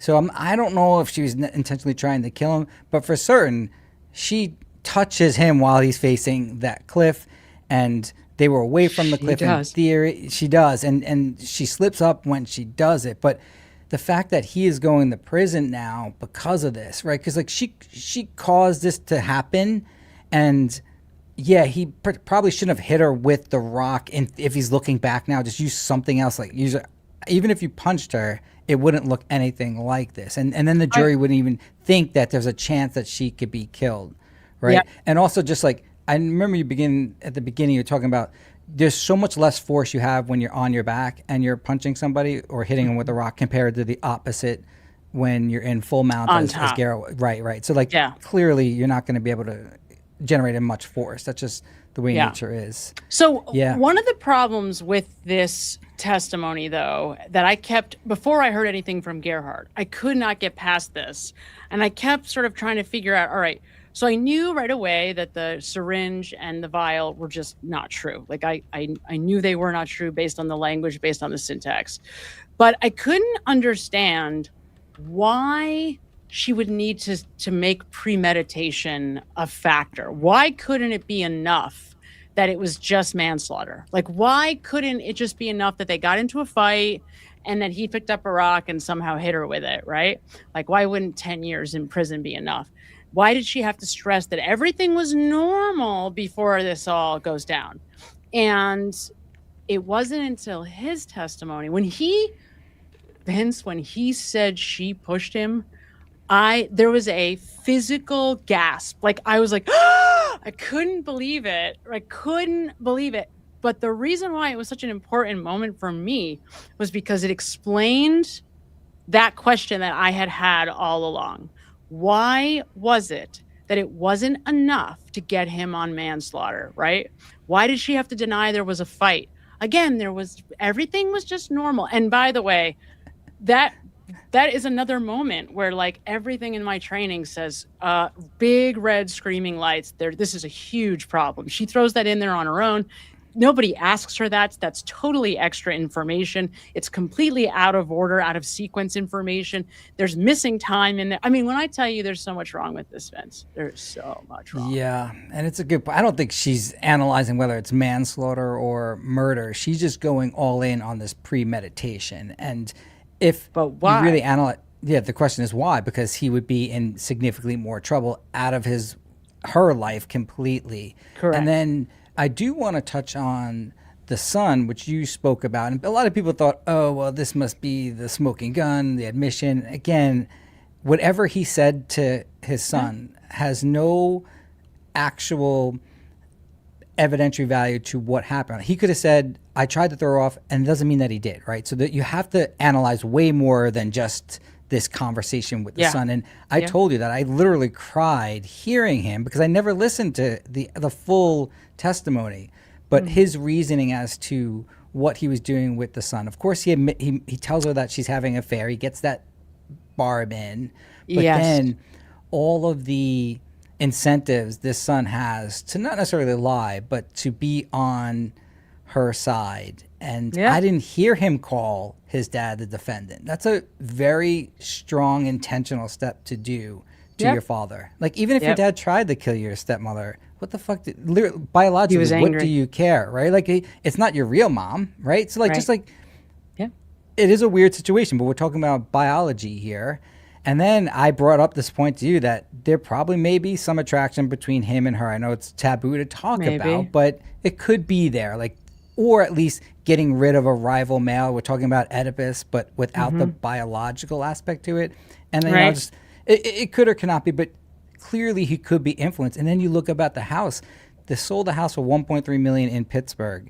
This is the Koenigs did. And then they bought a $1.5 million house in Maui where he has no relationship to this family anymore, right? Because that's not his biological mom. Those aren't his grandparents, and the mom's divorced and remarried. So, like, there's a lot going on, but he has zero blood ties to this family. And eventually he will be kicked out of there without a doubt. This is what's going to happen. Like, once he matures as a man and realizes that he probably shouldn't even betrayed his dad, but so what, that whatever he testified he did, you have to deal with it as an attorney, as a father. But Gerhard was not manipulating this kid like we saw Donna Sue manipulate her children. He was actually protecting them as much as he could, and it killed him to do it.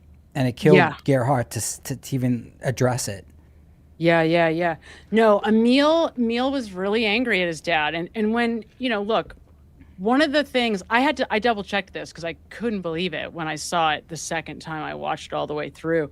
I think it was because of whatever I watched it and I didn't notice it the first time. During the defense cross-examination, Emil actually has his hands crossed in front of him, like preemptively, like ready, like, I'm not going to give you anything. Like, he is furious at his dad. And at first, I didn't catch that right away. You could see that he had clearly decided ahead of time. He wasn't using full sentences. He was trying to say as little as possible. He was just answering the question. He wasn't even using, pronouns. It was just like as little information as he could give in his answer because he didn't want to say the wrong thing, obviously. But then when under cross-examination, the way he was so angry at his dad, it's like, wait a minute, this is an emotional investment in his father being convicted. So you have to be very cautious now about what he's saying. And when the prosecutor completely fell on his own sword when he got cute at the end and he stood up and he's like, Emil, when you were confused, right? And he kept trying to get him to say the answer he wanted. And Emil just kept digging himself a bigger and bigger hole because he's, young, like a young guy like that, 19, 20 years old, you're literal. So he was, you're literal and you are self-involved, not in a negative way. We all are. It's just how our brain is organized, and you're emotional. So he was hearing that question from the perspective of like himself. Like he was thinking about him, not his dad. So that's why he kept trying to answer it as honestly as he could. And from an honest perspective, he was confused. He didn't understand what was going on. Why a half hour ago, they're posting to our family chat on Snapchat, lovey pictures on now my dad is calling, ready to throw himself off a cliff. Like he wasn't in his right mind. He was confused, right? So to be fair to everyone, you have to factor all those things in to Emil. And like to your point too about his relationship with Ariel spent the last year playing the victim, playing up to Emil. You're absolutely right. Like he's now the father of the house. He's got his little brothers to help take care of. All of that stuff is all valid and all true. And so this woman's, really good, at least in her own mind, at manipulating. And that's what she thinks she's done effectively here. Yeah, and to a certain degree she has. She's not a master manipulator like Donna Sue who would orchestrate utilizing her kids. Like this is a little bit different situation. Now Emil, of course, comes with baggage. I would say that the anger towards his dad, which men have, would probably be because of betraying his biological mother compared to... Could be. Yeah, or the anger altogether, him moving on, him finding another family, him having new kids. I mean, this is all biological. I mean, a lot of mammals will kill off the offspring that aren't theirs, right? When a male comes in and starts to take over the female. I mean, so we see that with the chimpanzees a lot too. They do the same thing and they're our closest cousins in terms of biology. And sure. Bonobo's a little bit different, but Emil was practical too. His girlfriend in Maui, like, would you want to be living with his mom? I mean, his mom is complicated. I imagine just wants to go be on the beach. They live like 3 blocks from the beach. Like, of course he wanted to be in Maui. Yeah, and we say that. I mean, he did because his actions show that he did, right? So, Right. And the defense attorney sort of brought that up, and we all get it. That's the thing. It's like we want to be politically correct, but in a trial, you can't. You just cannot do it. You have to No. go down to the fundamentals. And a guy would understand at that age that you would want to choose Maui and girlfriend over mom who's a sex worker, nothing wrong with it, but that's what she does, and in crunchy Pittsburgh, because Pittsburgh is not Maui at all by any stretch it of is the not. imagination. No. And of course, like if his girl's there, girlfriend's there at the time, then he would want to be in Maui. 100%, and we would all understand that, right? I want to We be all in Maui. understand that. Yeah, I know. I want to be in Maui too. I'll live with her. I don't care. I know. I was like, oh my God, they're like 3 blocks from the beach. It looks beautiful. I'm like, they go every weekend. Like, it did sound like a dream life, right? And they both admitted that too. You have to remember, like, a lot of what I came up with came from Ariel, because she was the one that I spent so much time studying before I heard from Gerhardt. So a lot of the like true stuff that he ultimately confirmed, but a lot of what I got that was true came from her, right? Because she's confirming it and he's confirming it, then we can safely say, okay, this is most likely what happened, right? If you're in a traditional, Go ahead. You can read this. If you're in a traditional relationship, you're married Miller's wife, and it's traditional. There's no open relationship. What is your reaction to all of this? That's a great question, right? You have to wonder, like, what is Jeff Miller's wife thinking? You don't know. It's very possible. See, the thing about their situation that was very different was that, so Gerhardt thought he was moving. Gerhardt takes a pay cut, which I thought was rich, that the prosecutor tries to say all he cares about is money. It's just absurd. But he takes a significant pay cut to go from Pittsburgh to Maui. And is no longer a researcher. He's not at an academic learning university anymore.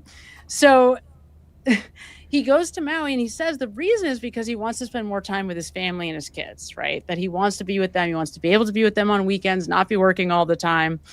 Jeff Miller spends 3 weeks out of every month on the road, right? Away from home.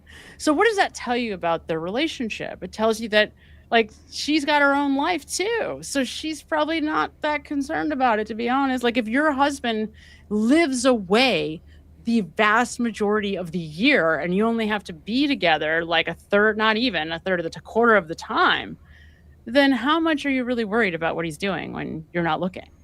It's a great point. One time we had Howie Mandel on the show with Stuttering John and myself, and Howie said that he's traveling because of his job, maybe like 80% of the year, and that's the reason why he's still married, basically. Right. Because you're out of each other's life, because, being married sucks after a while. Just you intertwine your whole life. And that was the key to a successful marriage, was literally being away 80% of the time. Now, I don't know if she understands what Mary Miller was doing, she being the wife, but he can actually have an out saying, look, we never hooked up. Look at the text. All we're doing is just talking about mundane stuff. But when the mundane stuff is consistent throughout the day, there's something else going on. I don't know if the wife understands that or not, how powerful that is. Well, and the other thing about this relationship, it starts because of a trip with 2 executives, one's Miller, in South Africa. It's the only night throughout their entire relationship where Ariel disappears. She doesn't text Gerhardt. She completely disappears. And then he sees that their texts the next morning, or WhatsApp messages, are like, he, oh, we're so tired in these meetings together. And it's like, okay, so what are they up doing all night together, right? That we're so tired the next day from pulling an all-nighter and like acting like 6-year-olds, right? Or I guess 15-year-olds.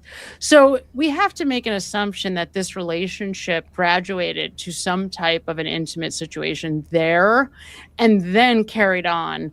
They were already they had dinner plans, reservations on the books. She had moved her hotel to his hotel for the following week. She was planning to go, like, she catches him on like November 20th, whatever it is.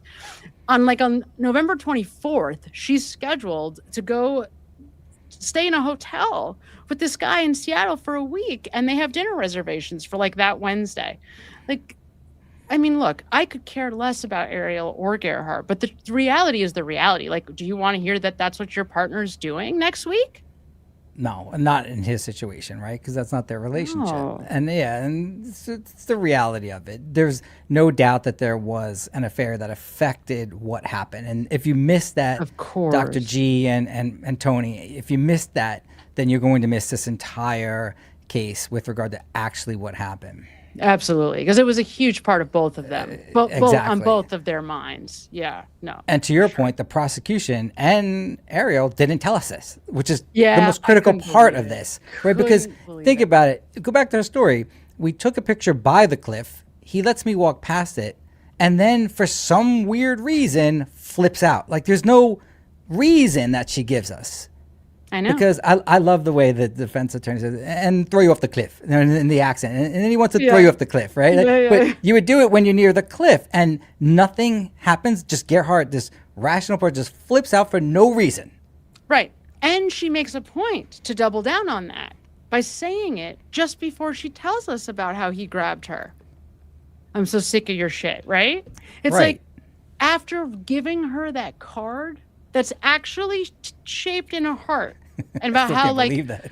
they won the lottery with her as a mom. I mean, the whole thing was just, but no, the worst part about it, you're absolutely right, was the prosecutor made a big deal about he had no intention of reading that card.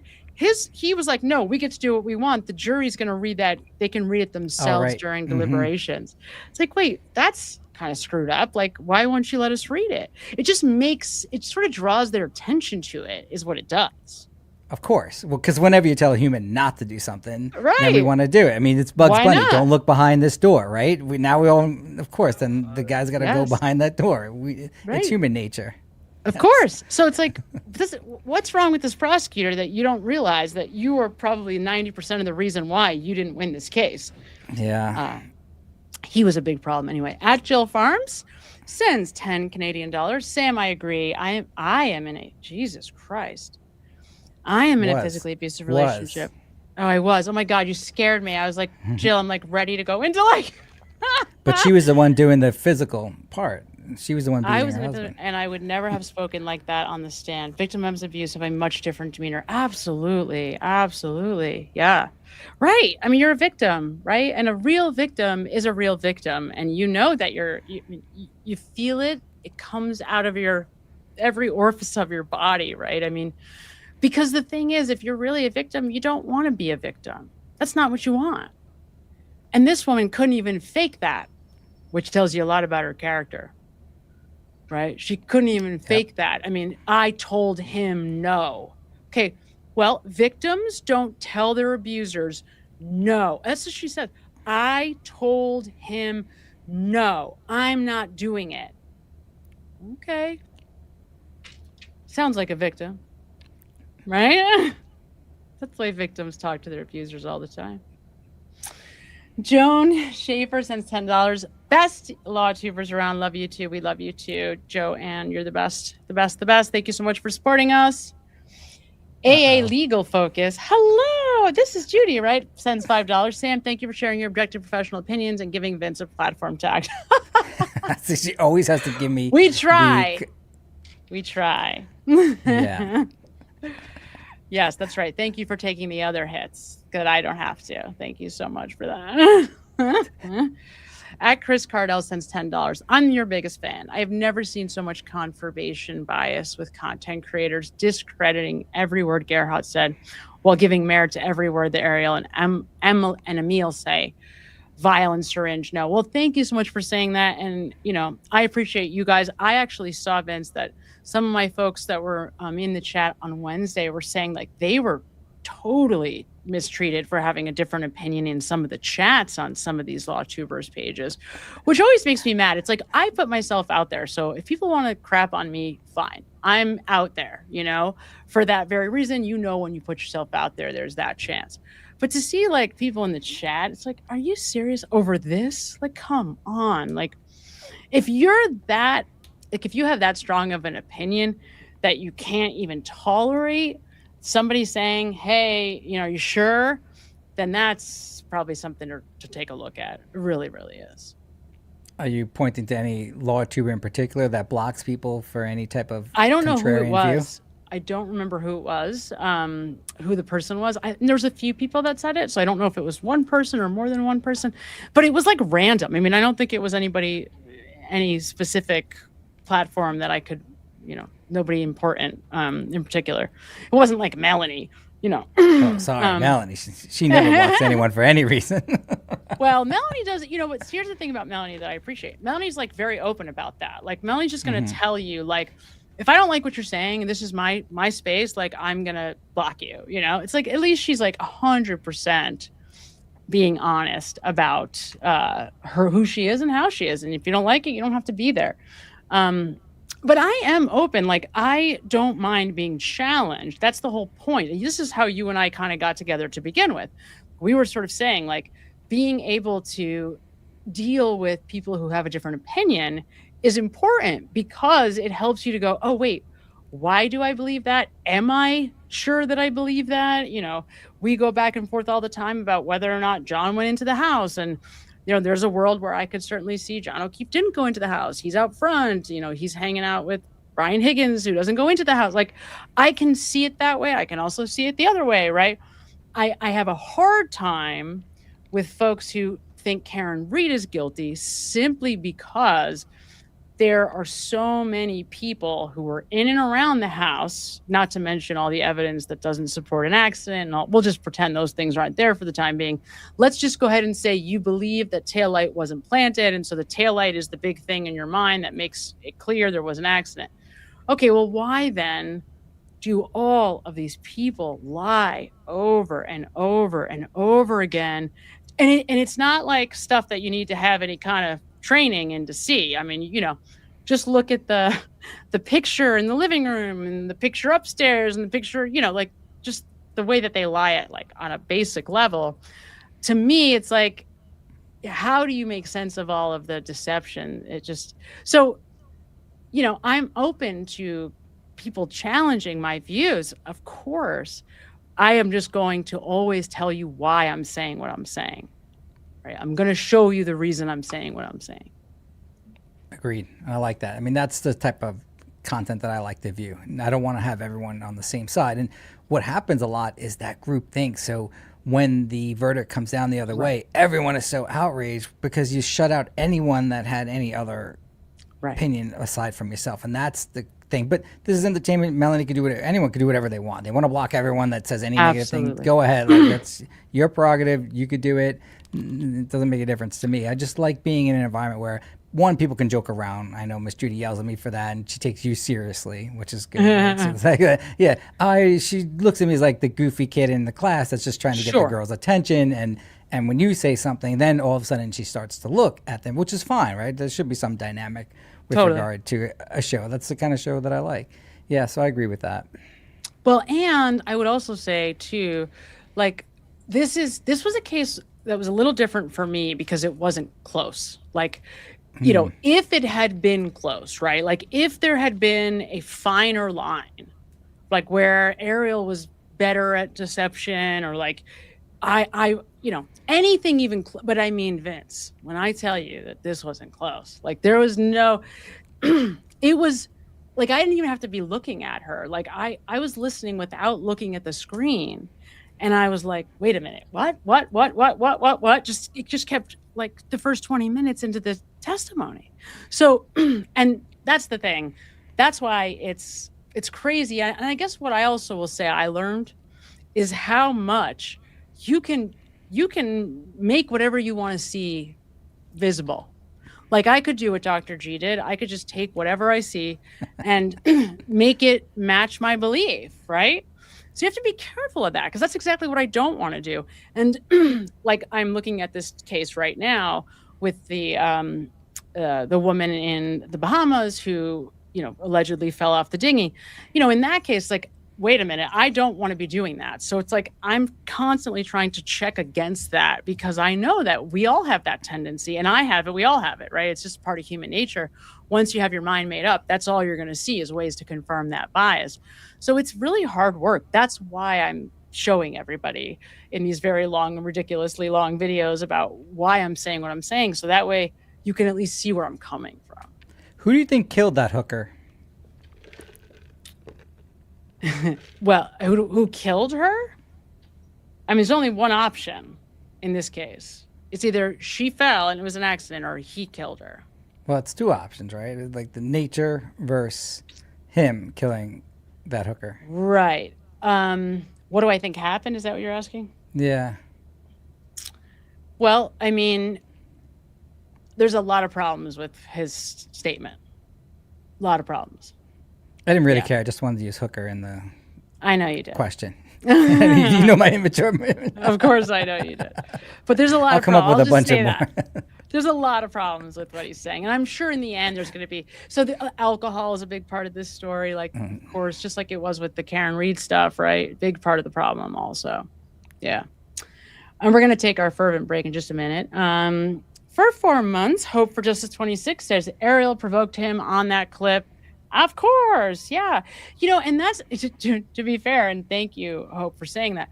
I will say, too, like, that was part of the problem with her testimony. Had she not said that, right? Had she not made these claims that just were so ridiculous, right?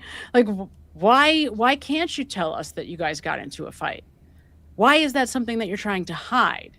Well, and then it gets into, this is why I started to believe him before I even heard him, was because her statement didn't make sense. It just didn't make sense on its face. Of course, the language tipped her off completely, but it just didn't make sense. 100%. So, all right. So we are going to take our fervent break. Let me pull him up. And we will be back in a few minutes. This is going to be our dance break. We're doing our dance break. Hold on. All right. We'll see you in a bit. We'll see you guys in a little bit. We're doing our fervent dance break. Damn, fervent. How many bangers you got?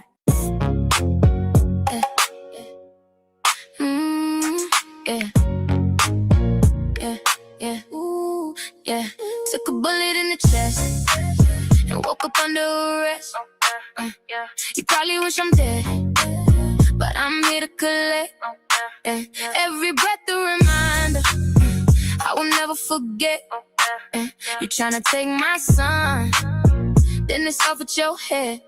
Yeah, I'm out for the kill, and I'm out for the bucks. The world knows the deal, that my fiance sucks. Restraining order was silly, tryna paint me as a maniac. You would think I'm Chili's, the way I want my baby back. It's gangsta kill, spend some time in the cell. I've been acquitted, baby, time to unleash hell. Hey yo, it's gangsta kill, spend some time in the cell. I've been acquitted, baby, time to unleash hell. Yeah, Judge McCarthy sent my ass to jail. A motion to recuse made a Tucker tail. Thought you was slick when you revoked my bail. You just lit the fire, now welcome to hell. Now I got supporters from all across the globe. They know nothing over, I'm about to That not guilty verdict really set the tone. Next battle up, bring Caden home. It's gangsta kill, spend some time in the cell. I've been acquitted, baby, time to unleash hell. Hey yo, it's gangsta kill, spend some time in the cell. I've been acquitted, baby, time to unleash hell. Officer Noonan, you tripping like Justin. Michelle Mitchell, you tripping like Justin. Judge McCarthy, girl, you tripping like Justin. North Andover PD, all y'all tripping like Justin.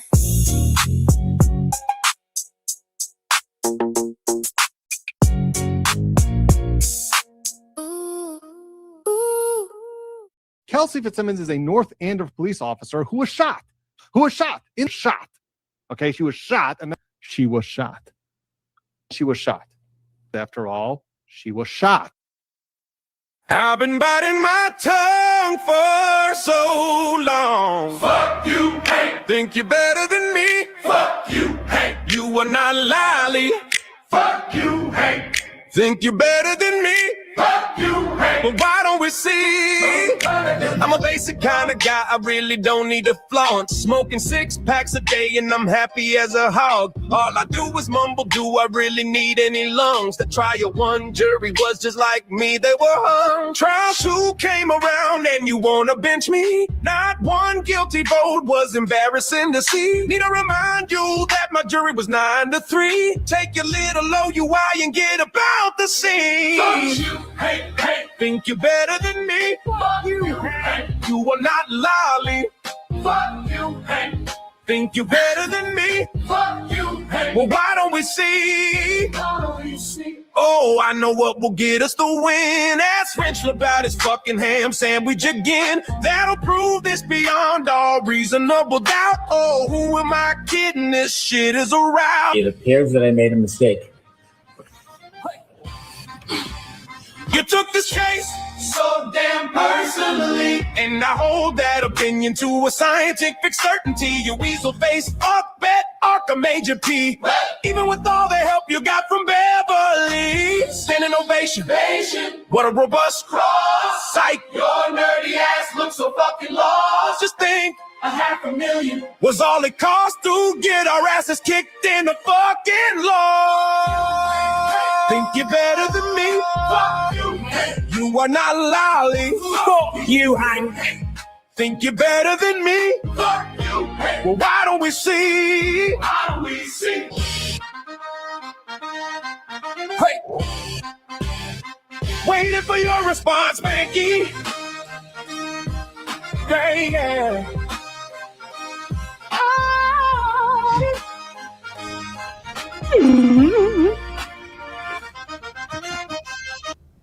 Did I mention my jury was also hung? I wonder how the O'Keefe family feels about that one.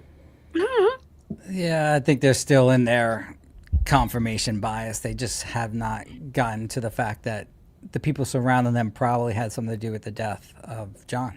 Oh yeah, it's going to be a long road to that. Good question. So let's get into the Karen Reed stuff. Joanne Schaefer sends $2, says, love Miss Judy yelling at Vince. Who doesn't? Thoughts on Tully? Yeah, great question. What are your thoughts? Beginning on Well, we Tully. know that he submitted a resignation and he's allowed to retire. To me, it's a constructive termination, meaning that he's forced out and he's forced to do it. I don't have anything to back that other than I can't see his personality retiring unless he knows something is coming. And it's probably a smart move. I don't believe that their retirement benefits are so much less than what they make at a normal pace. Now, of course, he could have advanced, but he chose the wrong path in life, right? Like, it's okay to make the mistake, but if you keep rehashing and doubling down on the excuses and never just conceding that you learned something from your mistake, then you're never going to make it. And I'm glad all of these people are being forced to either resign or to leave or out of their position or to face some detrimental consequence. And they have a big problem because now comes the time where they're going to have to end up paying, assuming that Karen's cause of action against all the state and local entities can survive a motion to dismiss. They will end up paying a significant amount of money. And we talk about money, but in the end, there's someone that was murdered and the real person was not even tried Brought yet. to justice. Yeah, that's not even what you said. convicted. Yeah, we haven't had, Or not convicted, right, charged. not indicted yet. Right, exactly. So that's where the change has to occur. And sometimes it does take money and it takes attorneys filing civil cases where there are some repercussions to what they're doing. It is interesting in terms of the timing, right? Because he's supposed to be deposed. I was just going to say that. Yeah. Right? Within the next month, he's being deposed. Yep. Again, I don't know how much we're looking for in these depositions when we know that Lally had these guys and women on the stand for all that time. This probably almost like what you're going to see in terms of a deposition, meaning you had all these questions already under oath. They will be recorded, most likely video. Will we have access to them? Eventually, they're going to be leaked somehow or another or attached to motions. Yeah, so we will see it. You won't see it in real time, obviously. Yep. But yeah, I don't know what you're really going to get out of a Tully because you see how he reacts. I mean, he's a poor witness. I always remember, like, do you wear shorts or pants? You would expect someone to have clothing on. Oh, I wear shorts in the winter. And Alan's like a true Bostonian, right? It's like, fuck off. you don't answer that way if you're prepared properly, even if it's the truth. Here's the thing. It's really difficult to say because, Karen Reed's attorneys had very obtuse agendas. Like, they were really specific because this is a criminal trial.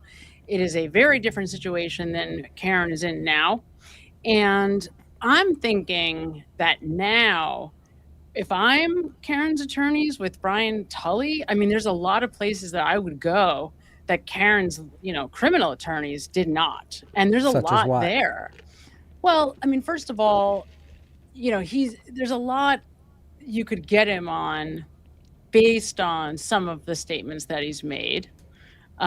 He's great with rehearsed testimony. He's horrific with not rehearsed stuff. So I would be going with Tully back to the first phone call that he gets, and I would be hammering him every second from that first phone call to everything that happens to the tow truck driver before the tow truck driver, when those boys, this is an important conversation, when Buchanan and Proctor leave that hospital and they're going to confiscate the vehicle. They know they're going to confiscate the vehicle because they call the tow truck on the way.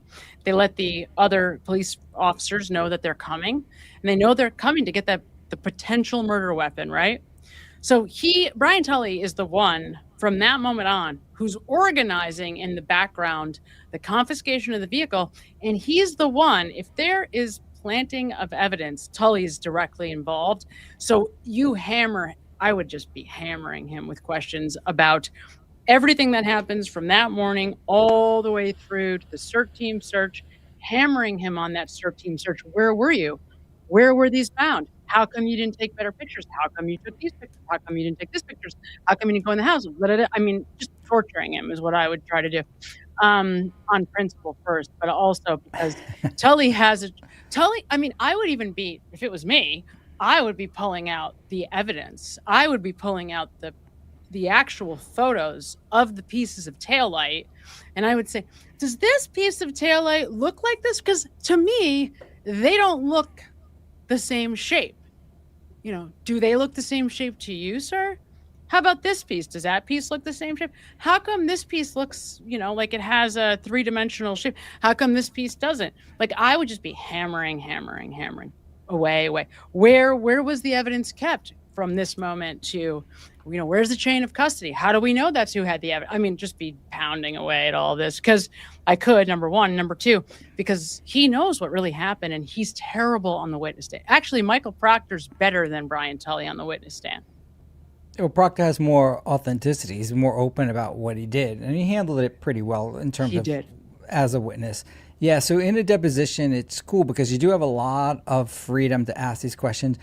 Generally, I know you want to wring them by the neck, but the nicer you are most of the time, the more you'll get out of them. Remember, there's no one there technically objecting where they're not going to answer. You have to answer virtually every question, even though there's an objection, unless it's an attorney-client privilege or some other privilege. It's very, very narrow, to the point where if you ask them a question and they object to it, you can stop the entire deposition and have a judge make a decision on it or reserve it and have everyone come back. So you have a lot of freedom where you don't see in the actual trial. They have freedom in here. And then it's a matter of tact, whether if you start attacking him like you do, he'll get on edge and he'll just deny everything. You really want to lull them in, depending on the witness, of course. But it's generally better to try and get him on your side as your friend. And then at the end, you're trying to hammer it. I know you guys don't want to, but the objective is to get as much information from the witness as possible, not to hammer him down generally in a deposition. But I know that Brian Tully's coming in defended, whether you're nice or not. But the timing is interesting. I mean, it is interesting that he retires just before the deposition. And now, I'm not saying that they're related. They probably have no relationship at all, or at least very little. My guess is there's something else, like you were saying. He was, nudged out, number one. And then number two, there's probably something coming that he decided he didn't want to bring upon the organization. And remember, his boy, Morrissey. So here's something about Brian Tully. Brian Tully was not in the military. He's only ever been a police officer, and his success came once he got to the Norfolk County District Attorney's Office. So he's Morrissey's boy, and basically was like handpicked to be Morrissey's boy and then brought up the ranks that way. So to me, like, that's his only connotation to this work. He's not Noonan by any stretch, right? Where he has this accomplished history as a military veteran before becoming a police officer. Who's Noonan again? I don't know. Noonan is the guy in the Kelsey Fitzsimmons case that shot her. Oh, he's the one with the beard, the white beard. Yeah, the I only saw blonde. like a few minutes of him. Yeah, he was so aggressive. But he is and like an obtuse. accomplished military and then police officer. So saying, but does that mean anything? These guys that were under Tully really admire his tenacity and his intelligence, Sure. for whatever that may mean in his field. But you heard in the internal affairs depositions and investigations that they look highly to Tully on some level. But how about this? I bet you something's going to come out where Tully knew about the content of Proctor's text messages and he didn't act on them. He did, hid that's right. behind the non-disclosure agreement in this internal affairs investigation. But if it comes out that he should have known or did know, actually, and his actions were to not actually terminate Proctor, but he was actually promoted during this time frame, Proctor was, then most likely he knows that there's going to be a termination, because there has to be. The public is going to be in too much of an outrage once they hear Michael Proctor probably using the N-word, I won't say it here, but and all the other words that he's going to use, right? There's going to be More. a lot of that. Yeah, I can almost guarantee that. And Yeah. will it affect him? Yeah, because they need to get rid of him. He's not bigger than the entire organization. If you don't no. remove these people, then so it's in his best interest to have retired. There's no way he did this on his own volition. I agree with in you my 100%. opinion. Yeah. That's right. Yeah. And Fanning, actually, interestingly, it's interesting because Fanning has really flown under the radar because his name, he wasn't called to testify, although it is very shady. I mean, he was in charge of the security of the jury. He's the one that overheard somebody in a bar that got a juror that was a Karen Reed friendly juror kicked off the jury. But he's also very involved with Brian Walsh case. He was very involved with Sandra Birchmore. So he's kind of always right there, even if he's not somebody we see very much. But interestingly, in this case, he was really honest in a way that Tully was not, because Tully says that when they went to Proctor's house, he admonishes him and says, he's not happy about what he did and he's going to get in trouble, whatever. But of course, that's not what happened at all. And Fanning is very honest about that. Fanning says, look, this was not the place or the time to admonish him. Like, he was suicidal. We were going over there because we were worried that this guy was like really going to hurt himself. He thought he was going in to talk about the investigation, like Mr. Cool, tough guy, lead investigator. And instead he gets hammered for 6.5 hours about his private text messages, which he was totally not expecting.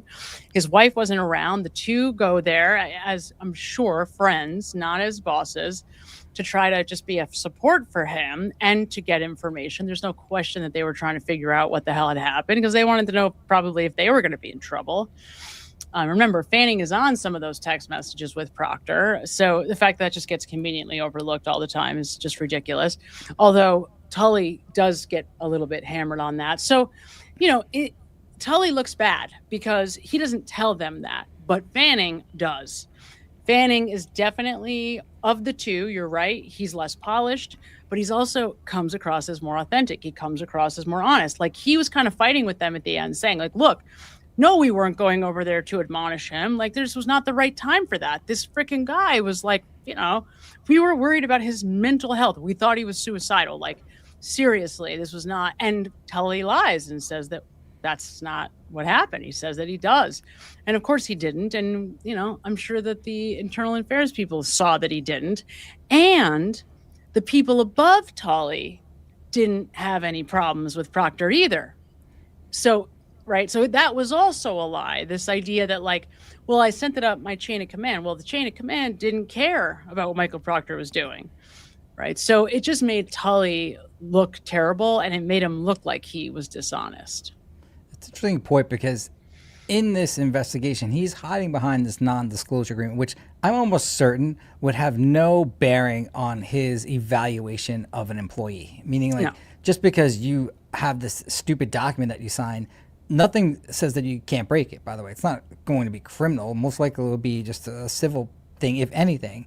But the fact that he's hiding behind it, and it probably will come out that that wasn't even a valid excuse. And he should have acted, obviously, given what we know about it. I love Fanning going there, knowing that he's part of the text message, knowing he knows all of it, and probably like ridiculing Proctor a little bit. Like, but dude, you're on the text messages. You should have known better in theory with regard to what he was saying. But that's the thing. He doesn't. Fanning doesn't. That's the thing about Fanning. Like, he doesn't actually ever throw Proctor under the bus. Like, he doesn't ever say, I admonished him, or I heard Tully, say you did a bad thing. And the thing that's crazy about this is when they go to Tully's boss, direct that whatever his name was, what was his name? Yeah. I forget off the top of my head. Copenhagen. Something. Something like I that. have it in the back of my mind somewhere. But he was a real jerk. First of all, he's like really like stereotypical 1985 Boston police officer. And he kept saying, well, did it affect the investigation? And if it didn't affect the investigation, then I don't give a shit about these texts. So all Tully had to do was say, well, I went to my superiors, and my superiors said they didn't give a shit about these texts, so I didn't admonish him because nobody cared. Then it wouldn't have been on him, and he could have been honest that he gave him what he thought was an honest grade or whatever grading system. Actually, it was Yuri who was the one that gave the grades, whatever, to Proctor. But he could have said that. He could have thrown other people under the bus. Copenhagen, is that his name? Major Copenhagen? Yeah, I think so. Something like that. Yeah. And he doesn't. And so I think that actually ended up, I don't know if it would have mattered either way. It may not have. But either way, it's not great for any of them. Yeah, I think there's something that is going to trigger his termination if he doesn't resign. Otherwise, he's not resigning. These guys I agree. Had no problem testifying both times at a trial and took no accountability, no learning whatsoever. There's no admission that we could have done things better. What the hell is a little internal affairs investigation going to do? Plus, they already sort of felt the ramifications of it. So there has to be something else that was coming that was going to lead to his termination. Otherwise, he never would have retired, in my opinion, Tully. I don't want you suing me, but I will gladly accept service from Brian Patrick Higgins' attorney. I say that all the time. You don't have to spend money. I will take service. You just have to email me the complaint if you ever want to sue me for defamation, but not Tully. These are just my opinions with Tully. Right, of course. No, I don't know. I guess with Tully, we're going to wait and see. But you're right. I forgot about the Proctor texts. It's also possible that there's much more egregious texts coming that we're not aware of. Like, for example, if he really is, sending sexual assault victim photos, to other cops, and you're doing anything with them. I mean, I can't even imagine. It's just unimaginable. But that would basically destroy all of them. That by itself ruins the entire troop, right? They're all going to be forced into retirement if that's what's happening. Yeah. And it's probably smart that he did it now as opposed to waiting to be terminated. I'm not sure how his benefits would be affected, but there's no way he would leave this job voluntarily. No, and I guess according to Nurse Kim, because Nurse Kim comes from a police officer family, she thinks that he'll get his full benefit package because of the number of years and because of the deal he probably worked out. So he's probably not going to be negatively affected, except for, like you're saying, it's an early retirement, because for sure he was not going to retire before this.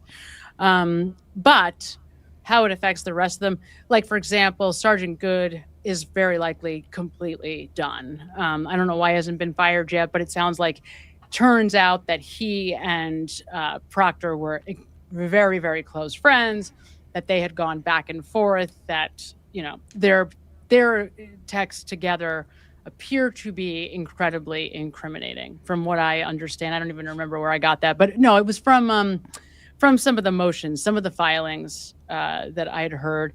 Was there anything else? So in that, I didn't get to see the civil hearing that I know you watched most of. We have the deposition coming for Karen, I think tomorrow, right? The 7th? 14th, yeah. No, I'm sorry, the 14th. That's Where right. are we now? Yeah. Yeah, 13th. Tomorrow's yeah, there's just status conferences. There shouldn't be much coming out of it, but the fact that there are depositions finally getting scheduled. This judge is sort of a no-nonsense judge.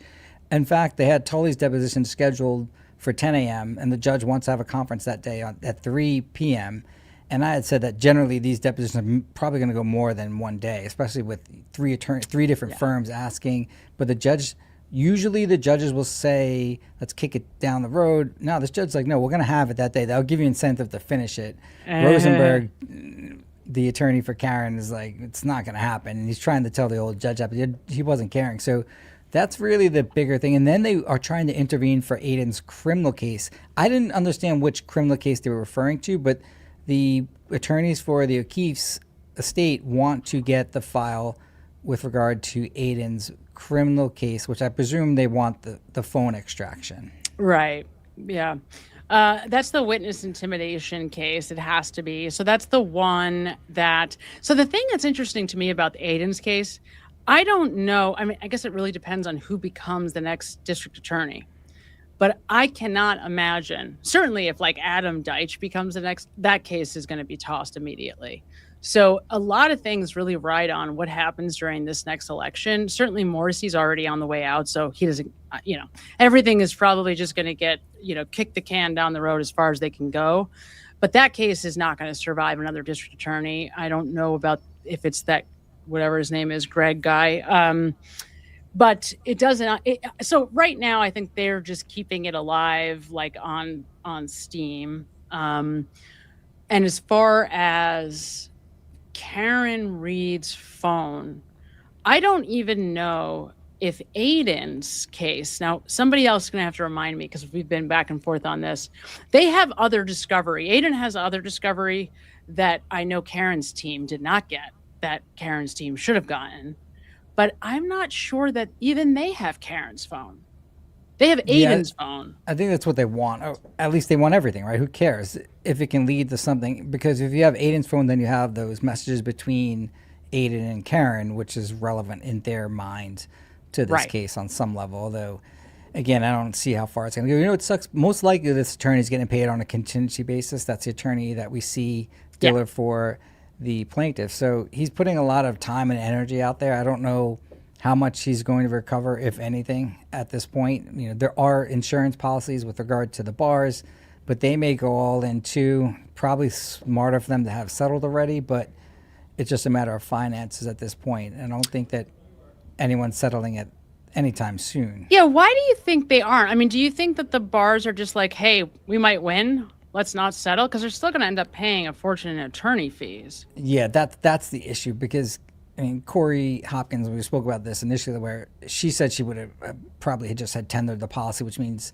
if it's only $100,000 policy, there's no point in spending $400,000 on legal fees when the policy is that small. I don't know what the numbers are for the policy, but if they are at that level, then there is no benefit to them to do it. But on some level, if the insurance companies are large enough, they don't do things on principle. But this is such a high-profile case where they probably could. There will be influence from outside sources that will influence what you do in this case. Interesting. Yeah, because you don't really see Karen drunk and being served, right? Especially at the waterfall where, they got that group. Right. She brought shot, a bar right? in. She brought it in. Right. Yeah. She brought a drink in. So who was being overserved, right? Right. And look, you do it as a plaintiff's attorney because at least you know that there is an insurance policy there, and they deal with these types of cases on a fairly routine basis, right? The ones that are insuring bars, they're used to this. So it depends on the carrier and depends on the attorneys and how they're going to press it or not. But you're right, most likely the finance doesn't add up. I couldn't imagine these policies being that large in terms of how much they would have to pay. Right. Yeah, that's my thinking too. So I guess we're going to find out, right? Got a bad feeling sends a super sticker. Thank you, got a bad feeling. I just want to make sure I'm not missing anybody here. Yep. I think I've got everybody so far. Does anyone got an update on Aiden's case? Yeah, I don't know. We're going to have, I can find out probably. Anybody know what's going on with Aiden's case? I think they were planning on being there like all day in Aiden's case. So let's see. I'm hoping the judge just tosses both of them out of there. I'm hoping, because I don't see any violence on either side. Yeah, one thing I will say, if you haven't seen, as I'm seeing you guys as I'm going through all these now, if you haven't seen the Aussie Insider, I said this to everybody on my Wednesday night too, you definitely got to see that, because her video series on the videos. Now, I am not obviously a lawyer. I don't know how this would play out for Karen, but I have to think in the federal case, anything where the police have changed, as you were saying earlier, altered the videos, that could be potentially catastrophic for the institutions, right? In this case, Sure. So the DA's office, whatever, because that is really serious. Because this was, I mean, she's even suggesting, and I believe her. I mean, first of all, Aussie Insiders, she's so smart that when you're listening to what she's saying, she's almost like, she's so smart that you have to like sometimes listen a few times to be able to understand and follow along, because you'll get distracted for a second and you have to go back and like listen again. But she's doing a forensic audit of the internal structure of these files that we got in the FOIA dump. And what she's finding is everything from, that they essentially took as I showed in the open, they took the back of John's Traverse, and they inserted the back of his Traverse from a different video in the back. And that's like the most lack of egregious activities. Okay, so there's the two big ones so far that I think are crazy, that the claim is so crazy that it's like, if this is true, man, this is outrageous. But there's, first of all, missing time from our on Sarah video. I'm gonna botch this probably, but there's missing time from the Seraph video, and there's missing time from the good dash cam. Interesting. Now, one of them is cut. One of them, something is cut out, and then they're just like pasted back together. And the other one, I believe, like I said, I'm probably botching the details, but the other one, it's like there was a placeholder put in, and it's like an AI generated placeholder of just like a scene, almost like a scenic scene almost. And the forensics on it, I mean, she is so freaking smart, and she lays it all out. And it's like, I don't know how anybody gets around it. I really don't. I don't know how anyone gets around these charges, because forensically they're a lock. I mean, if you know what you're doing and you understand how these files operate and how cameras operate and how dash cams operate, to your point, I guess there's some law where like you can go in and blur out faces, or you can blur out, let's say, like addresses, things like that. This is not what we're talking about. I mean, these aren't even the type of editing software you would use to do that, right? I mean, these are like AI signatures. There's so many things wrong. They're insane. I mean, it's insane. To me, it is such hard evidence. It's basically DNA, but in forensics. And it makes sense to a degree, because if you think back to the trials, and I remember, I just so happened to see this recently, Alan Jackson arguing with the judge about the videos not coming in or not coming in, but they just hit them all. Like there were no videos until halfway through like the first trial. I think there was obviously the inverted video, which was like the first video to appear. And I think within days of the first trial, they got a couple of videos dropped, but there was problems with them all over the place. The timestamps were, incorrect. I mean, there's so many things wrong with them. By trial 2, we get a little bit more, but the contrast is completely off. There's so much obviously wrong. They're so completely edited.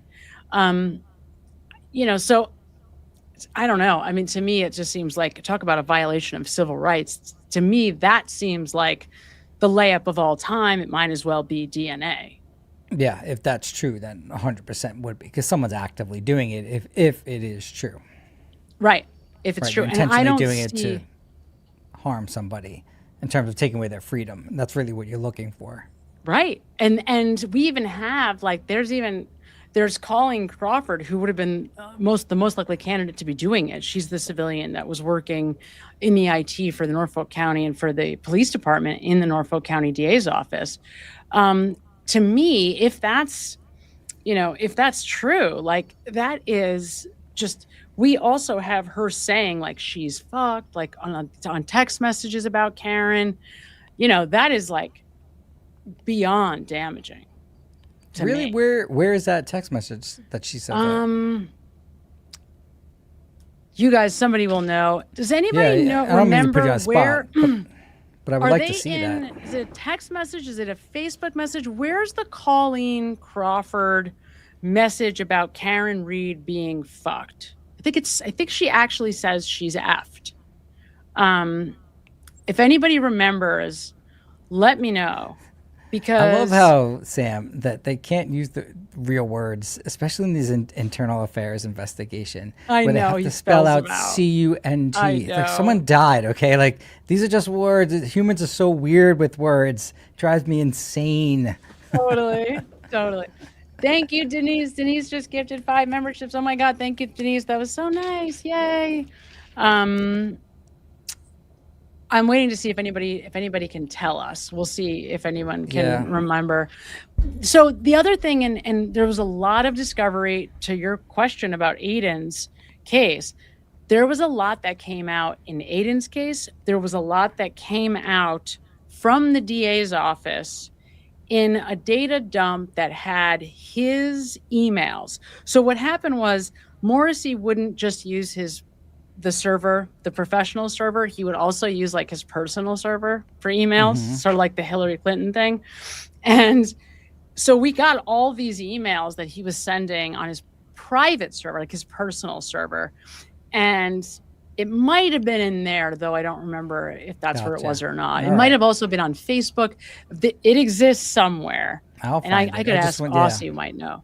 But it definitely exists somewhere. And she's talking to, I don't know if it's a friend or somebody else on Facebook, but she's saying, like, oh, Karen Reed is screwed, whatever. So, I mean, if just that combination, if you can prove it, is so egregious to me. So. All right. Well, I will get over. I want to go watch Turtle Boy's. Yeah, go find out about Aiden. Let me know. Text me if you can. Everybody, thank you so much. Thank you, Denise, for being wonderful and for texting these memberships or sending these memberships. Everybody have a great rest of your day. Vince, we will see you soon. Monday, next Monday. And I don't want to forget to say, we are going to be doing phone calls, it sounds like. Tell us when. Give us the announcement. Next Monday. We will have a phone calling system. You'll be able to call us for free, obviously, and talk. It'd be good to hear and interact with everyone here voice-wise as opposed to just text. I know. I am so excited. I can't wait. Vince, we will see you very soon. Goodbye, Vince. See you Monday. Goodbye. See you Monday. And everybody else, enjoy the rest of your afternoon. I am going to be working, excuse me, really hard on, I'm going to be working really hard on this Brian Hooker case. That's the Bahamas guy, the guy that allegedly watched his wife disappear into the dusk sky, in the water in the Bahamas. So be on the lookout for that. Everybody enjoy the rest of your day.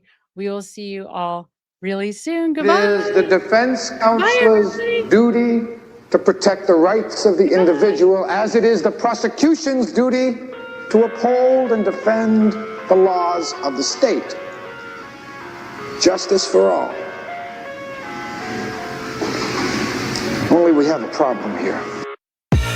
I live inside my own world of make-believe. Kids screaming in the cradles, profanities. I see the world through eyes covered in ink and bleach. Cross out the ones who heard my cries and watched me weep. I love everything. Fire spreading all around my room. My world's so bright, it's hard to breathe, but that's alright. Hush.